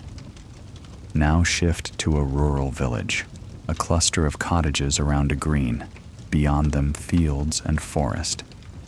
Here, nature is both ally and dumping ground. Animal and human waste is not such a crisis. Much of it is recycled into the soil. Manure on fields, compost heaps. The air is fresher. Water is drawn from a local brook or spring that, apart from occasional upstream wildlife, is quite clean. Peasants might actually have had safer drinking water than city folk, ironically. They didn't have to contend with mass sewage in their water source, unless a village was downstream of a town. However, in rural life, hard labor meant people got dirty daily, muddy from fields, sweaty from harvest. Norms of cleanliness were practical. Wash your hands and face before meals, certainly, but a full bath maybe only on special occasions or as needed, like after particularly dirty tasks. Stream bathing in summer was a treat. Children splashing in the river after a day of haying, perhaps scrubbing off the itch of hay and sweat. In winter, a peasant might go months without immersing, settling for sponge baths by the hearth. Clothing in rural areas was simpler and often just one set for work and one better set for holy days. The work clothes would get filthy and might only be properly washed in the river with homemade lye soap. A few times a year when the grime became too much, instead, they would air them out, beat off dust, maybe rinse heavy dirt out in a little water. Minimal cleaning because frequent washing wore out the fabric faster and was labor-intensive. Rural homes also had different challenges: dirt floors, proximity to animals, but conversely, they had space. A pigsty could be behind the barn, far from the well. The constant open air and spread-out living meant odors dispersed quickly, except in closed winter cottages. A farm family might not find their cow's presence in the byre objectionable. That was normal, whereas a city person might retch at stable smells if unaccustomed. So, rural norms accepted a certain earthy odor as part of life, not dirtiness in their view, but honest toil's scent. Social expectations diverged. In town, an apprentice showing up to work unkempt might be scolded for shaming the shop. In a village, a bit of manure on boots was unremarkable. But for Sunday church, even peasants tried to wash and present well. They'd rinse hands, maybe wash hair Saturday night, put on that slightly scratchy clean linen smock saved for Sundays. The village fountain or well would see more use on Saturday evenings as women drew water for weekly laundry or personal washing in preparation for the Sabbath. Healthcare differences. Cities had physicians and bathhouses, but also more disease spread. Rural folk relied on fresh air, herbal lore, and generally faced fewer large epidemics except when visited by outsiders or traveling to fairs. During plague, many noted villagers fared better if they barred city travelers. On the other hand, small communities could be devastated if disease came, since they lacked any medical infrastructure. Psychologically, rural people might not perceive dirt the same way. A farmer likely didn't mind dirt under nails, whereas a city merchant prided on manicured hands, a sign he wasn't a manual laborer. A noble in town wore perfume to mask city stink. A shepherd enjoyed the natural smell of meadows, but maybe reeked of sheep to a townsman's nose. This is highlighted in literature, where city characters call country folk clodhoppers or stinking herdsmen, while country folk might joke city people smell like the plague with all their perfumes. Each environment accustoms its people to different smells and cleanliness thresholds. Water supply in villages was often just one well or stream.